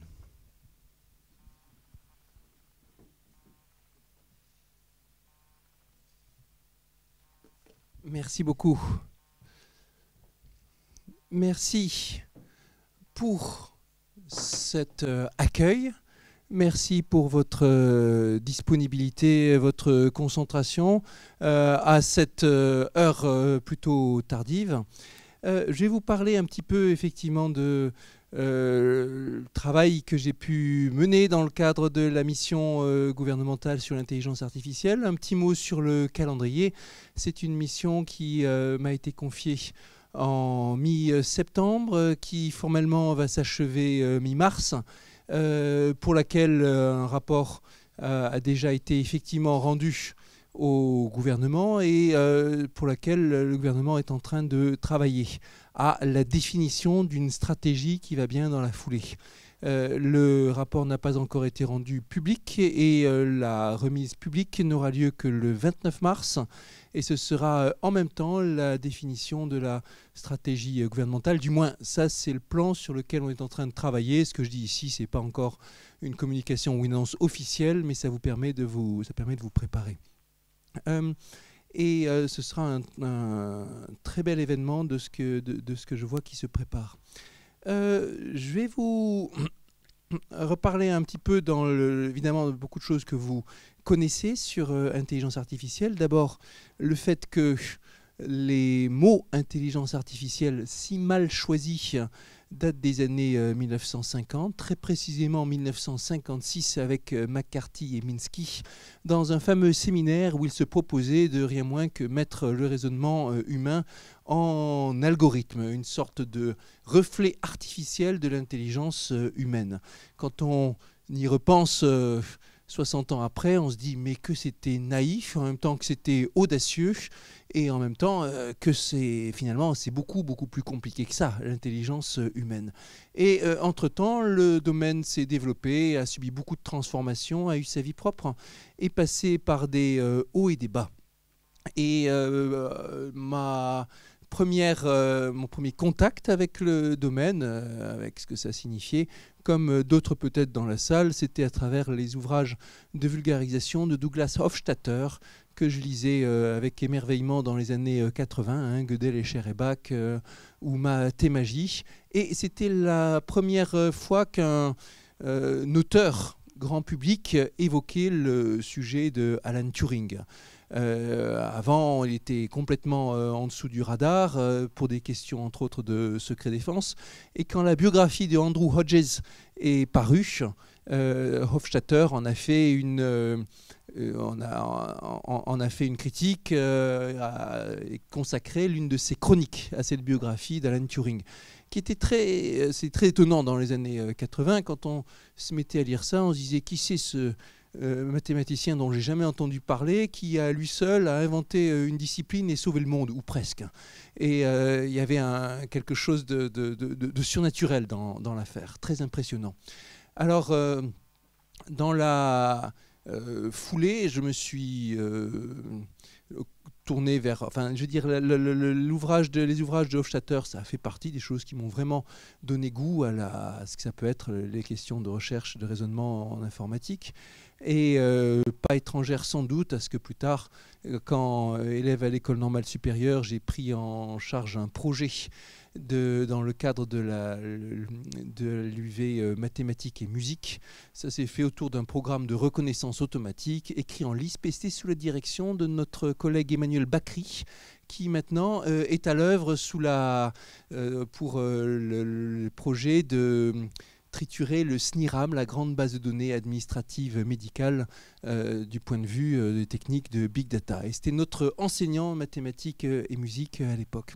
Alors, malgré ce genre de choses qui était très intéressant, à ce moment-là, l'intelligence artificielle traversait un palier, on voyait que ça ne marchait pas du tout aussi bien que ce que ça avait été promis, et il était hors de question, ou presque hors de question, quand on était élève à l'ENS, de se tourner vers ces sujets, à moins d'avoir l'esprit un peu mal tourné ou d'être vraiment, pour une raison obscure, passionné par ça.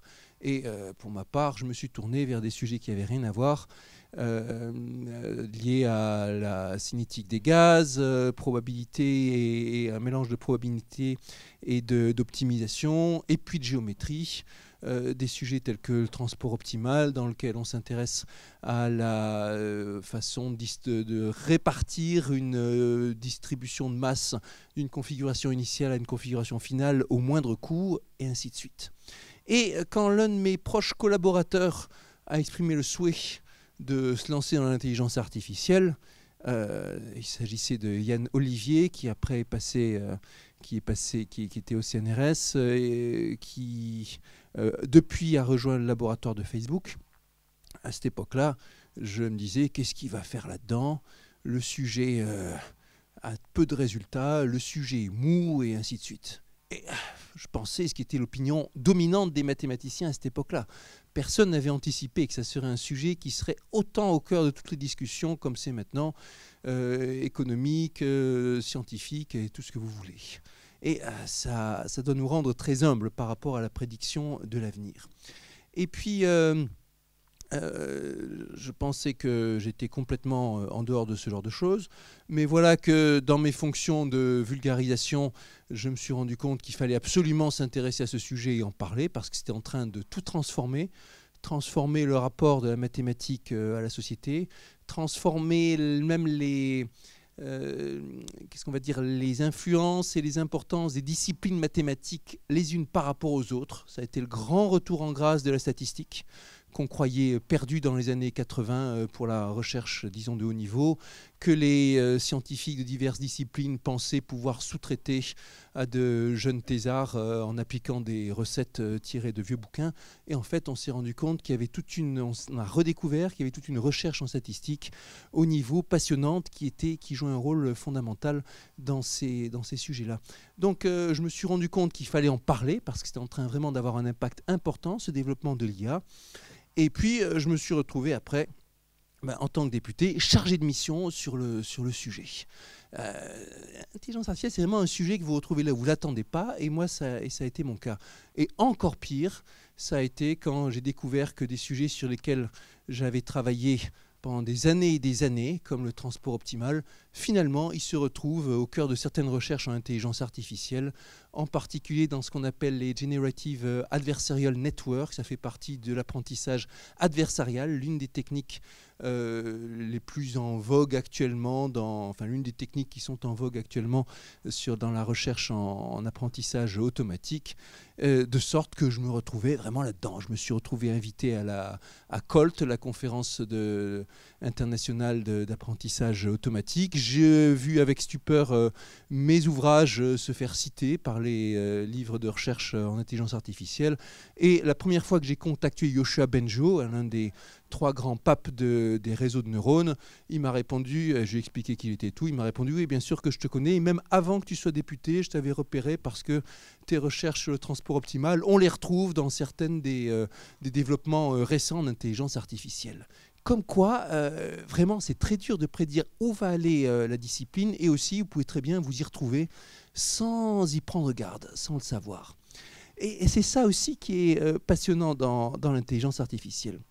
Alors la mission, elle a été, ça fait un moment qu'elle est menée maintenant, elle a été menée avec une équipe remarquable, et ça a été l'un des premiers éléments clés que d'arriver à trouver les bonnes personnes pour m'accompagner. Marc Schönauer en premier, directeur de recherche INRIA, ancien du CNRS, qui baigne dans l'intelligence artificielle depuis 20 ans ou quelque chose comme ça. Et puis autour de moi aussi, le Conseil national du numérique, plutôt le secrétariat général du Conseil national du numérique, qui montre ce qu'une équipe pluridisciplinaire, très motivée sur les sujets numériques, peut apporter. Au sein de ce secrétariat général, il y a des gens qui ont une formation plutôt de sciences humaines, plutôt de droit, plutôt d'ingénieurs, plutôt scientifiques. Et cette diversité, quand elle travaille ensemble, est vraiment efficace.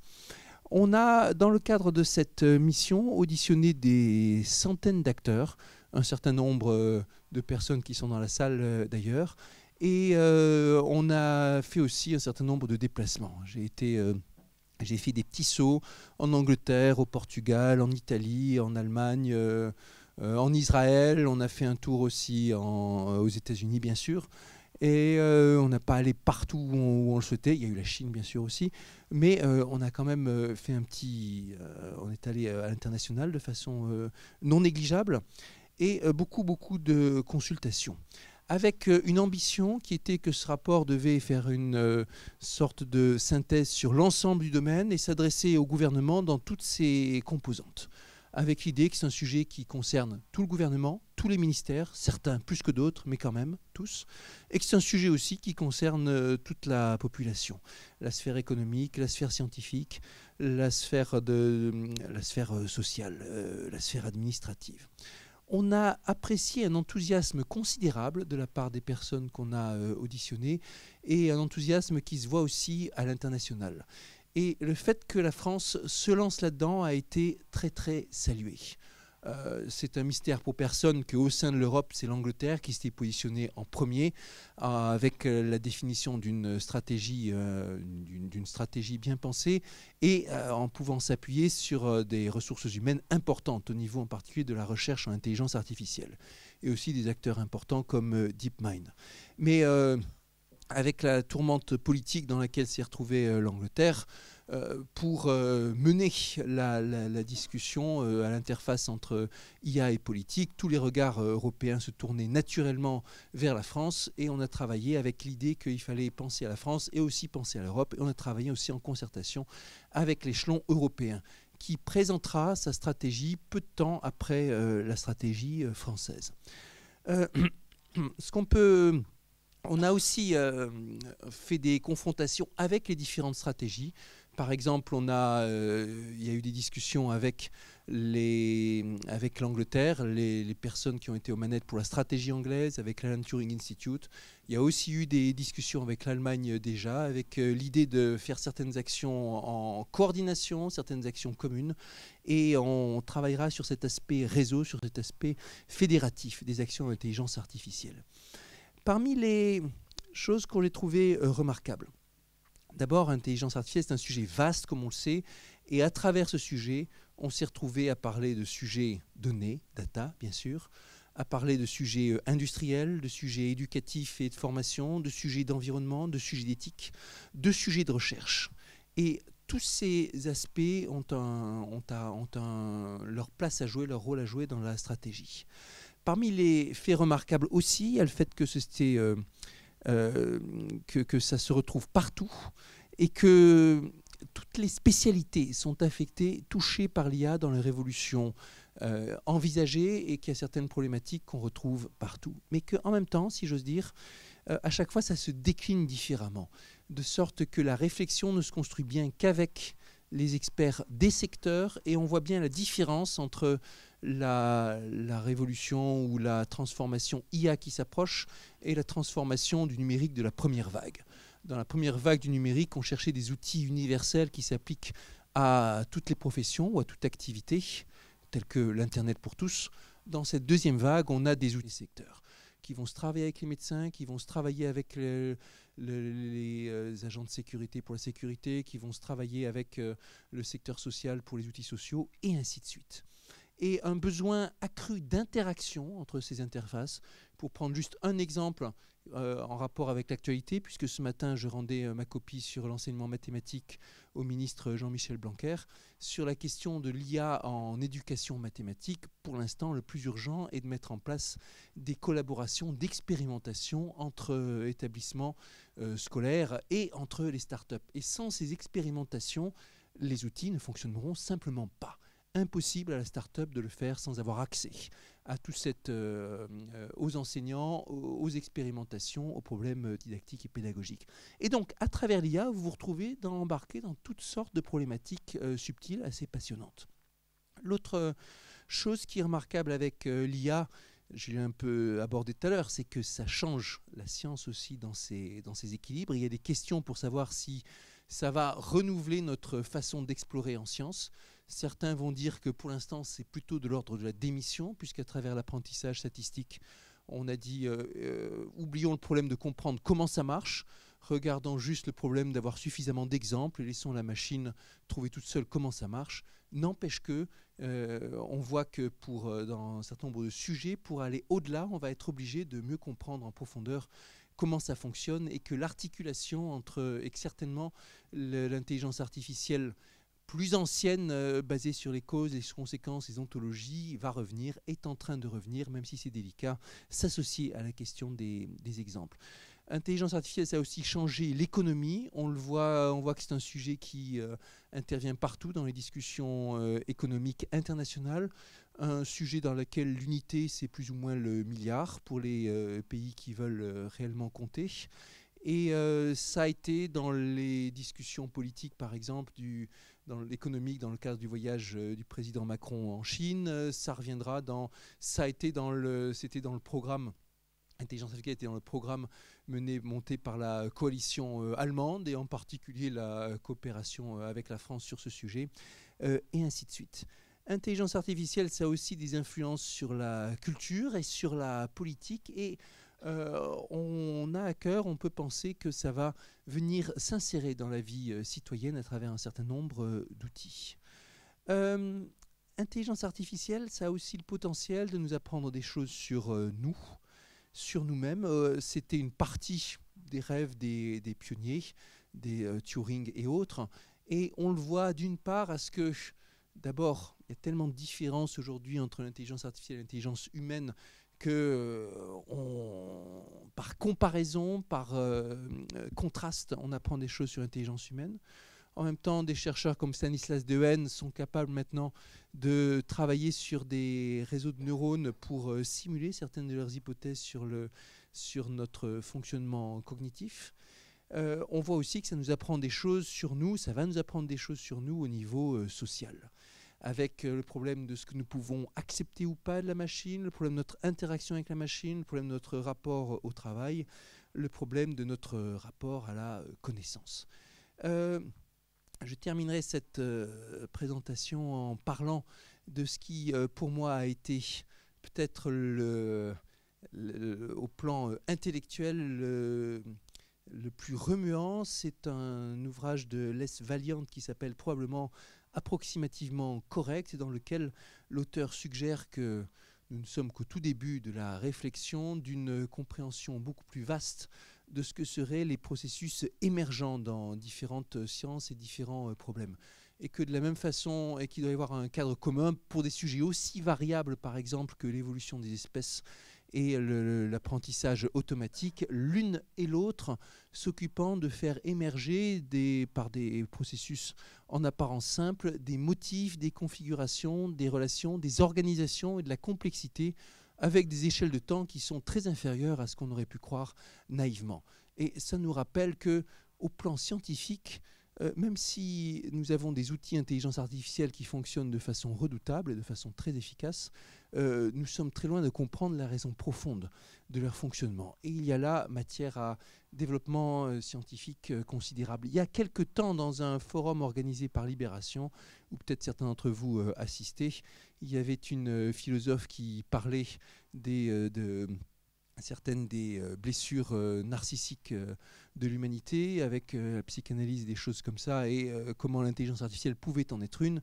Et je faisais le parallèle avec certaines des grandes blessures narcissiques de la mathématique, telles que la découverte de ce que le sixième postulat d'Euclide n'est pas démontrable, qui a été un grand chambardement pour les mathématiciens, la découverte du théorème d'incomplétude de Gödel, comme quoi il existe toujours des vérités indémontrables, qui a été aussi quelque chose de terrible pour notre amour-propre, et qui a joué un rôle important dans tout le remue-ménage autour de la naissance de l'informatique, la remise en cause de l'algorithmique. On peut argumenter que notre incapacité à expliquer l'efficacité de l'émergence algorithmique qui aujourd'hui est tellement importante est une nouvelle blessure narcissique pour la mathématique et l'algorithmique, et que si nous arrivons à la surmonter, ce sera un pas phénoménal certainement dans notre compréhension de ces sciences. Voilà, c'est tout pour cette rapide présentation. Je prendrai avec plaisir toutes vos questions. Merci.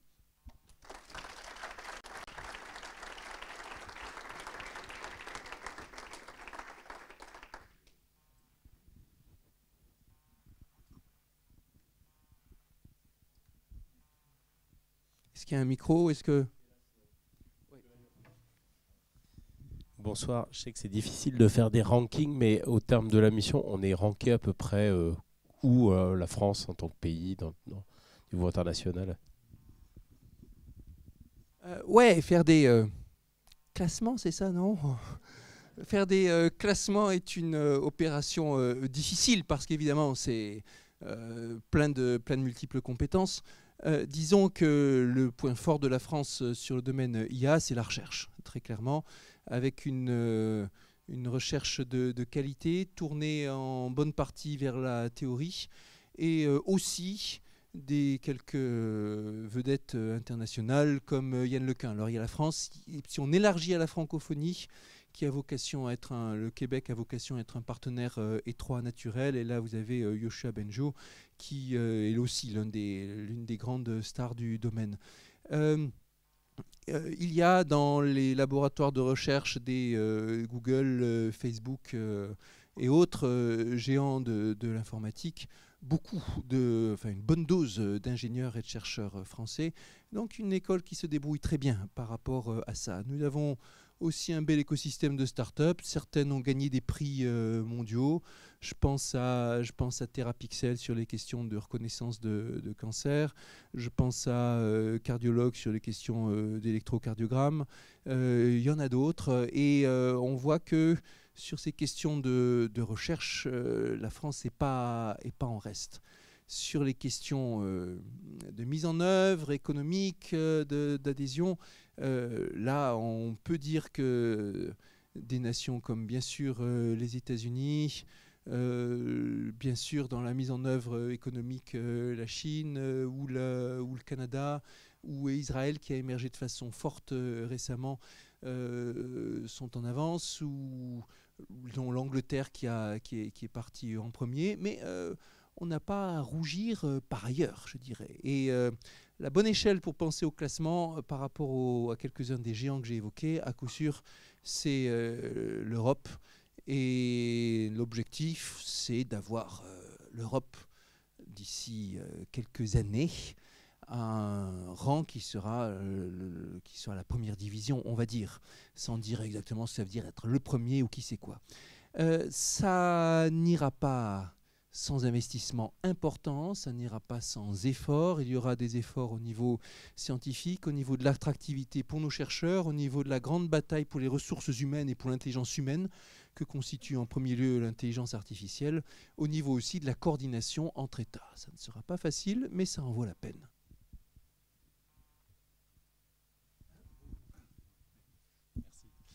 Vous mentionniez que l'IA va se développer surtout secteur par secteur, ce qui pour nous est quelque chose d'assez rassurant. Bon, on est bien ancré dans nos réalités de chacun de nos métiers. Est-ce que ça veut dire qu'il n'y aura pas finalement les grands acteurs, Google, etc., ne peuvent pas avoir un monopole, j'allais dire, de l'IA? Ou est-ce qu'il y aura malgré tout des moteurs d'intelligence artificielle qui seront un peu monopolistiques et exploités après par des utilisateurs qui se concentrent sur leur secteur? Alors, en premier lieu, il va y avoir des grandes plateformes algorithmiques et des choses du genre TensorFlow et tout ça qui vont se développer, qui vont être dans... on va voir comment les choses évoluent, mais il peut y avoir de ce côté-là des plateformes qui se retrouvent en situation d'oligopole, disons. Mais les algorithmes, ils voyagent assez bien, disons. Ce n'est pas là-dessus que se font les monopoles, les grandes différenciations économiques pour l'instant. Pour l'instant, les batailles, elles se font sur le capital humain et sur le capital de données, et en particulier données structurées qui donc ont une valeur ajoutée, souvent introduite par l'humain dans l'affaire. Beaucoup de ces données structurées se retrouvent encore dans les secteurs. Les données personnelles, elles sont en grande partie dans les grandes plateformes, mais les données structurées, elles sont encore dans les secteurs, et une bonne partie est encore enfouie, si on veut, difficile d'accès. Un des grands enjeux, c'est d'éviter que ces données structurées ne se retrouvent toutes exploitées par un petit nombre d'acteurs. Quel serait le scénario? Le scénario serait simple, ce serait celui dans lequel le très grand acteur fait des partenariats un par un avec tous les secteurs, toutes les entreprises, en expliquant c'est nous qui serons les plus adaptés, les mieux à même de tirer le meilleur parti de vos données, de vous aider, et ainsi de suite. Et ça, c'est un scénario qui est souhaitable pour personne, je le pense, parce que ça aboutirait à une concentration très forte. Et en tout cas, pour l'Europe, c'est important de garder une certaine maîtrise des données, de ces données sectorielles. Et ça va être une bataille qui peut être âpre dans les années à venir.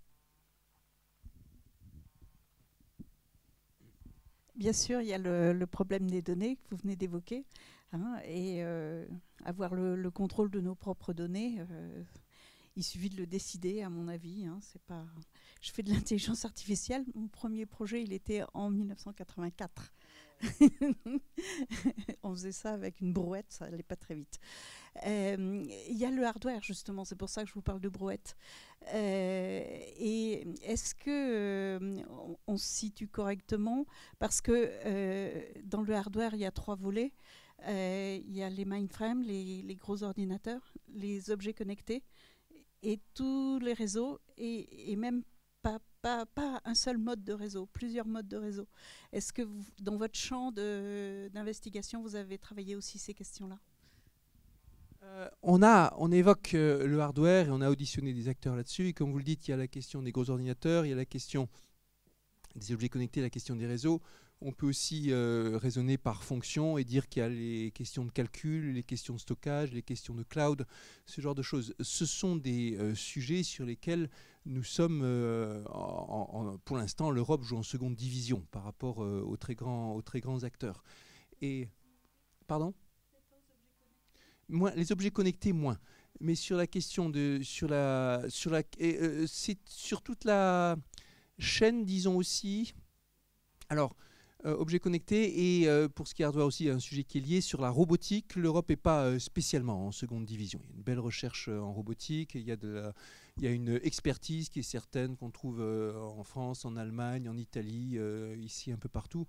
En revanche, pour ce qui est de la puissance et du niveau de sécurité des clouds, la capacité de calcul, la capacité de produire des composants, là, la situation est beaucoup plus délicate et je dirais que sur chacun de ces secteurs, on arrive en Europe à chaque fois à nommer 1, 2 acteurs au plus et c'est tout, et qui ont besoin d'être encouragés pour arriver au niveau de leurs nombreux concurrents américains ou asiatiques. Ça va être un enjeu, ça va être une bataille.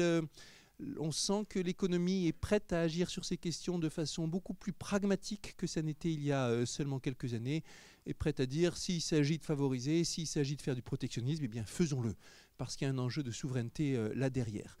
La mise en place d'une industrie, une vraie industrie hardware, là pour le coup ça va être des sommes considérables. Mais l'enjeu est tel qu'on peut imaginer que l'Europe s'y mette un de ces jours. Et aussi avec la volonté d'y mettre sa propre patte, la recherche sur les architectures, travailler sur les économies d'énergie allant avec, et ainsi de suite. Certainement, la puissance publique a vocation à accompagner l'industrie. Qu'est-ce qui peut faire vivre l'industrie ? Il y a les subventions, certes, mais il y a aussi les marchés. Les marchés publics sont un des moyens de faire progresser l'industrie. Dans le cadre américain, on sait bien que par règle, c'est le Buy American Act. Par défaut, on se tourne naturellement vers les acteurs nationaux quand il y a un intérêt un peu stratégique. Il n'y a pas de raison qu'il n'en soit pas de même en Europe. Et c'est naturel, je dirais. Mais encore faut-il, c'est comme vous disiez là, le décider. Alors ici. Merci Cédric. C'est une observation, une interrogation en même temps sur ce que tu viens de dire. Il y a deux manières de jouer la souveraineté dans ces domaines. Il y a la fermeture et une dose de protectionnisme que tu évoquais. Il y en a une autre qui consiste à appliquer au hardware ce qui s'est passé il y a 20 ans dans le soft et qui a vu l'avènement de Linux et qui est de basculer complètement et d'encourager l'open source. Dans ces domaines-là, je me posais la question de savoir si vous aviez regardé à la fois les architectures open compute et sur les processeurs, s'il y avait des travaux un peu sérieux qui pouvaient s'engager ou pas sur RISC-V. L'open source ayant un dernier avantage qui est qu'il rend auditable les systèmes qu'on peut ensuite faire fabriquer en Asie et dans lesquels du coup on peut s'assurer, en tout cas avec une raisonnable confiance, qu'il n'y a pas des processus qui tournent en plus de ceux qu'on a commandés. Oui, alors on n'a pas tellement regardé ces questions effectivement qui se développent de hardware open source. Comme tu le remarques, il y a une vraie question de souveraineté. On a un chercheur en la matière m'expliquait qu'au plan théorique, on montre qu'il suffit d'une personne mal intentionnée dans une entreprise qui fabrique des puces pour introduire une backdoor physique dans la machine qui puisse ensuite être utilisée à des fins d'espionnage ou qui sait quoi. Et la question de la souveraineté peut être liée à la question, pas forcément de la production, mais de l'auditabilité. Je suis persuadé que c'est un secteur qui va se développer. Alors pour le coup, c'est subtil, complexe et tout ce qu'on veut. Et pour le coup, là, il y a c'est le genre d'expertise conceptuelle pour lequel l'Europe a les moyens qu'il faut pour se développer. Qui sait si l'avenir se tournera vers des solutions de ce type. Quel que soit ce qui est retenu, je ne pense pas que ça puisse, au stade où on en est, émerger, entre guillemets, spontanément en Europe sans une volonté politique forte. Ici.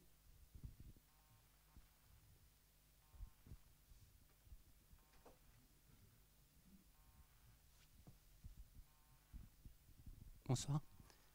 Selon vous, quelles seront les principales conséquences sociétales et politiques du développement de l'intelligence artificielle?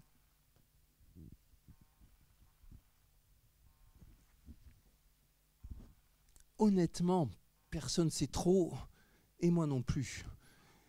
Évidemment, il y a la question que tout le monde évoque, qui est le rapport à l'emploi. Et là, on voit tout, plein de scénarios qui sont possibles, qui sont envisageables. On ne sait pas trop quels sont les temps sur lesquels les technologies vont se déployer. Ça peut être très variable d'un secteur à l'autre. On ne sait pas trop comment on va trouver, combien de temps il nous faudra aussi pour trouver le modus vivendi, cohabitation entre l'homme et la machine. Bien malin qui peut faire la prédiction.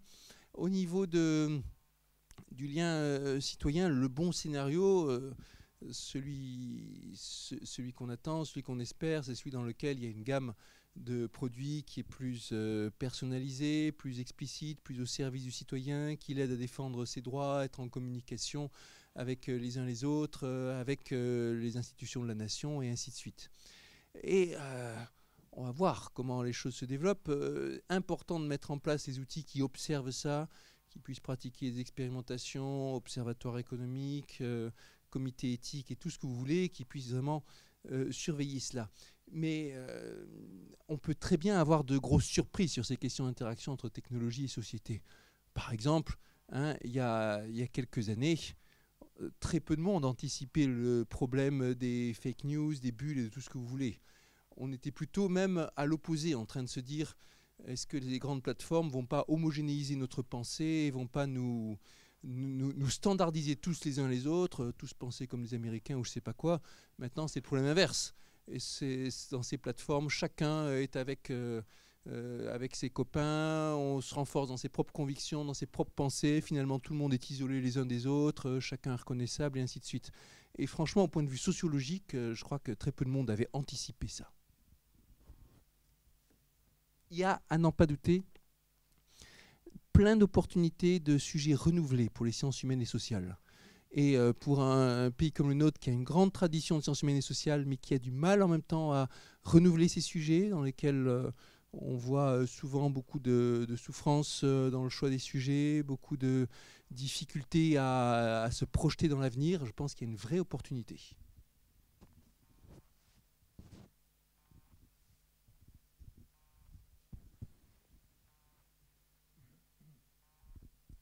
J'ai une question sur le positionnement sur la chaîne de valeur autour de l'intelligence artificielle. Pour vous, où se situent les maillons sur lesquels la France ou une entreprise a plus de chances de générer de la valeur?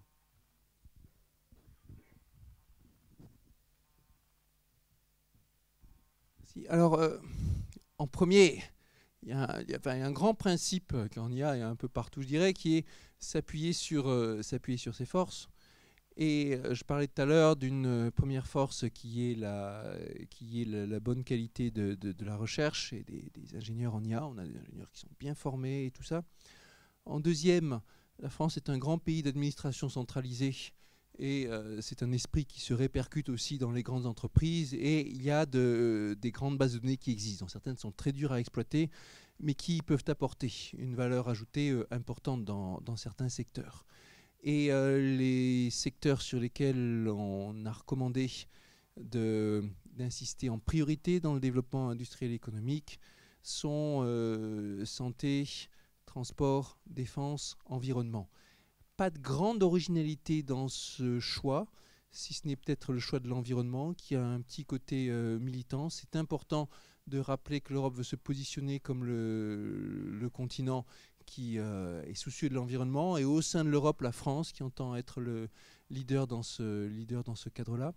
Aussi de rappeler que l'intelligence artificielle est un domaine qui consomme beaucoup de puissance de calcul, beaucoup d'énergie de calcul, et donc, si on y prend garde, est très polluant.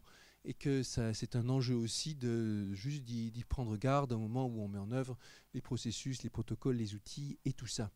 Derrière transport, santé et défense, on a des secteurs qui sont très forts en France, avec à chaque fois le problème du dialogue. entre disciplines.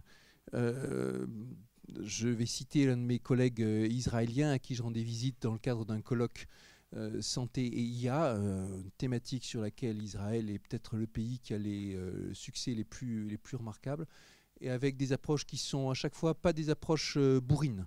C'est pas on séquence tout et puis on regarde ce qui se passe. C'est on regarde, on réfléchit, quel est le bon modèle à appliquer, qu'est-ce qu'il faut, quelles sont les données qui sont pertinentes et ainsi de suite.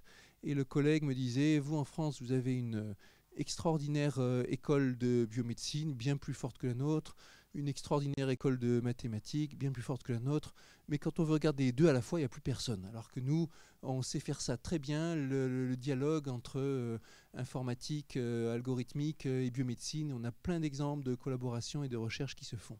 Donc là, il y a un enjeu pour nous, qui est un vrai enjeu de dialogue entre silos, comme on dit. Et si on est au rendez-vous, on pourra avoir de très belles valeurs ajoutées sur ces secteurs-là. Allez, une dernière question peut-être. Allez, 2 dernières questions.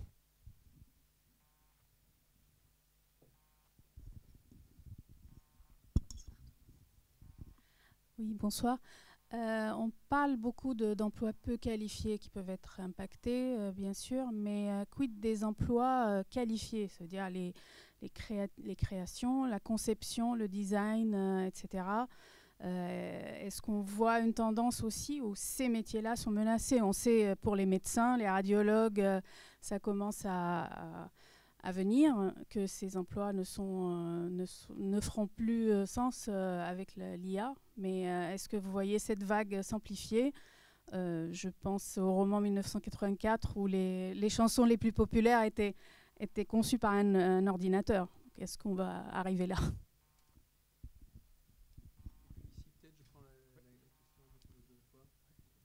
Alors, vous avez déjà évoqué un petit peu le fait qu'il y a un besoin au niveau éducation qui doit arriver très tôt. Et également, est-ce que le fait qu'on soit dans un sujet très technique, notamment le fait que vous vous occupiez de ça au sein du Parlement actuel, je pense qu'on a une preuve, est-ce que le fait qu'on ait un sujet aussi technique pose pas un problème démocratique dans le sens où l'ensemble de la population ne va pas forcément s'intéresser aux détails techniques de l'intelligence artificielle, elle ne va pas forcément être compétente de s'exprimer dessus lorsque l'on va lui demander de s'exprimer.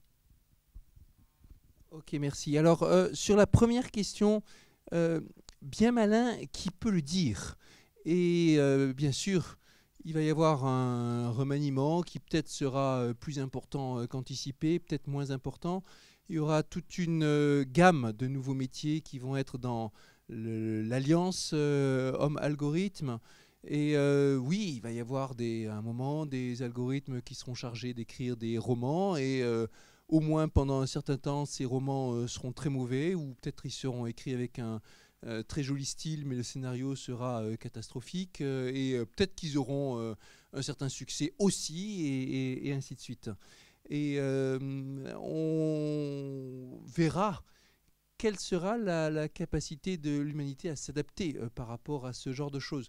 Les paramètres sont multiples. Vous parlez des médecins et des radiologues, mais derrière la fonction du médecin, il n'y a pas que le fait d'être capable de porter un diagnostic, il y a aussi le fait d'être capable d'accompagner un malade, la question de l'empathie, la question de stratégie, de prévention, de tout ce que vous voulez, qui font que médecin, c'est beaucoup plus que juste un métier technique.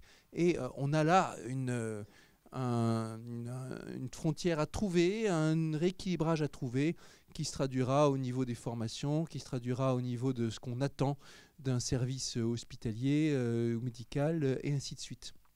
Et à la fin des fins, la façon dont les humains sont capables de s'occuper les uns les autres et de prendre soin les uns des autres, ce qui à la fin est une caractéristique fondamentale de l'humanité. Le besoin de s'occuper et le besoin de s'occuper les uns des autres. Et si on laisse les machines s'occuper de nous, ça ne sera pas satisfaisant, ça ne fonctionnera pas et on sera malheureux. Comme on sait, ce n'est pas la performance en soi, ce n'est pas l'efficacité en soi, ce n'est pas la technologie en soi qui rend heureux. Ça se saurait si c'était le cas. C'est aussi les questions d'implication, de se sentir utile les uns aux autres, de se développer personnellement et tout ça. Sur la deuxième question, la technicité du sujet, c'est un sujet qui n'a pas vocation à rester. uniquement aux mains des experts, et c'est un sujet qui est beaucoup plus général qu'on ne pourrait le penser.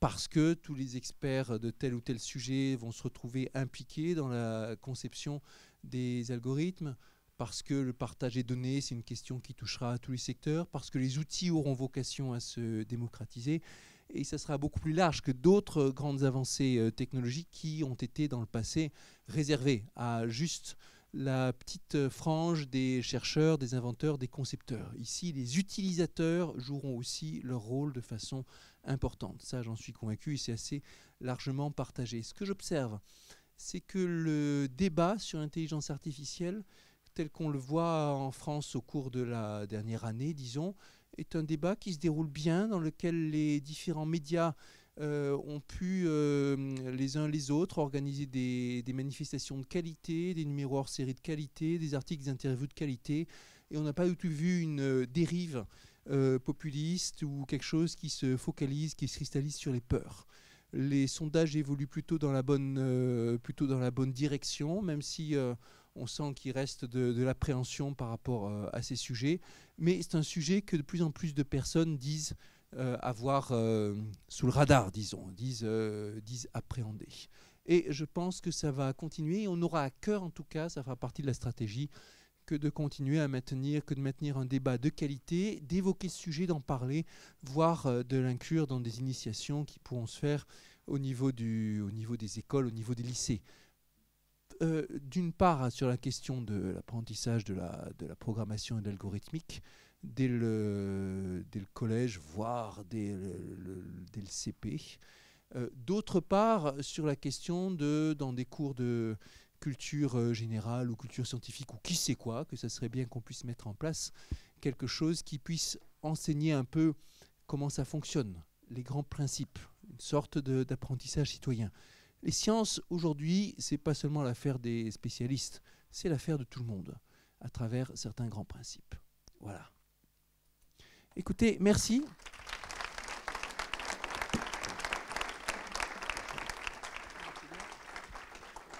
Merci. Merci, monsieur le député. Merci également à tous les autres intervenants qui ont bien voulu nous éclairer ce soir. Merci à vous qui êtes venus nombreux. On peut rester un moment et donc partager un verre.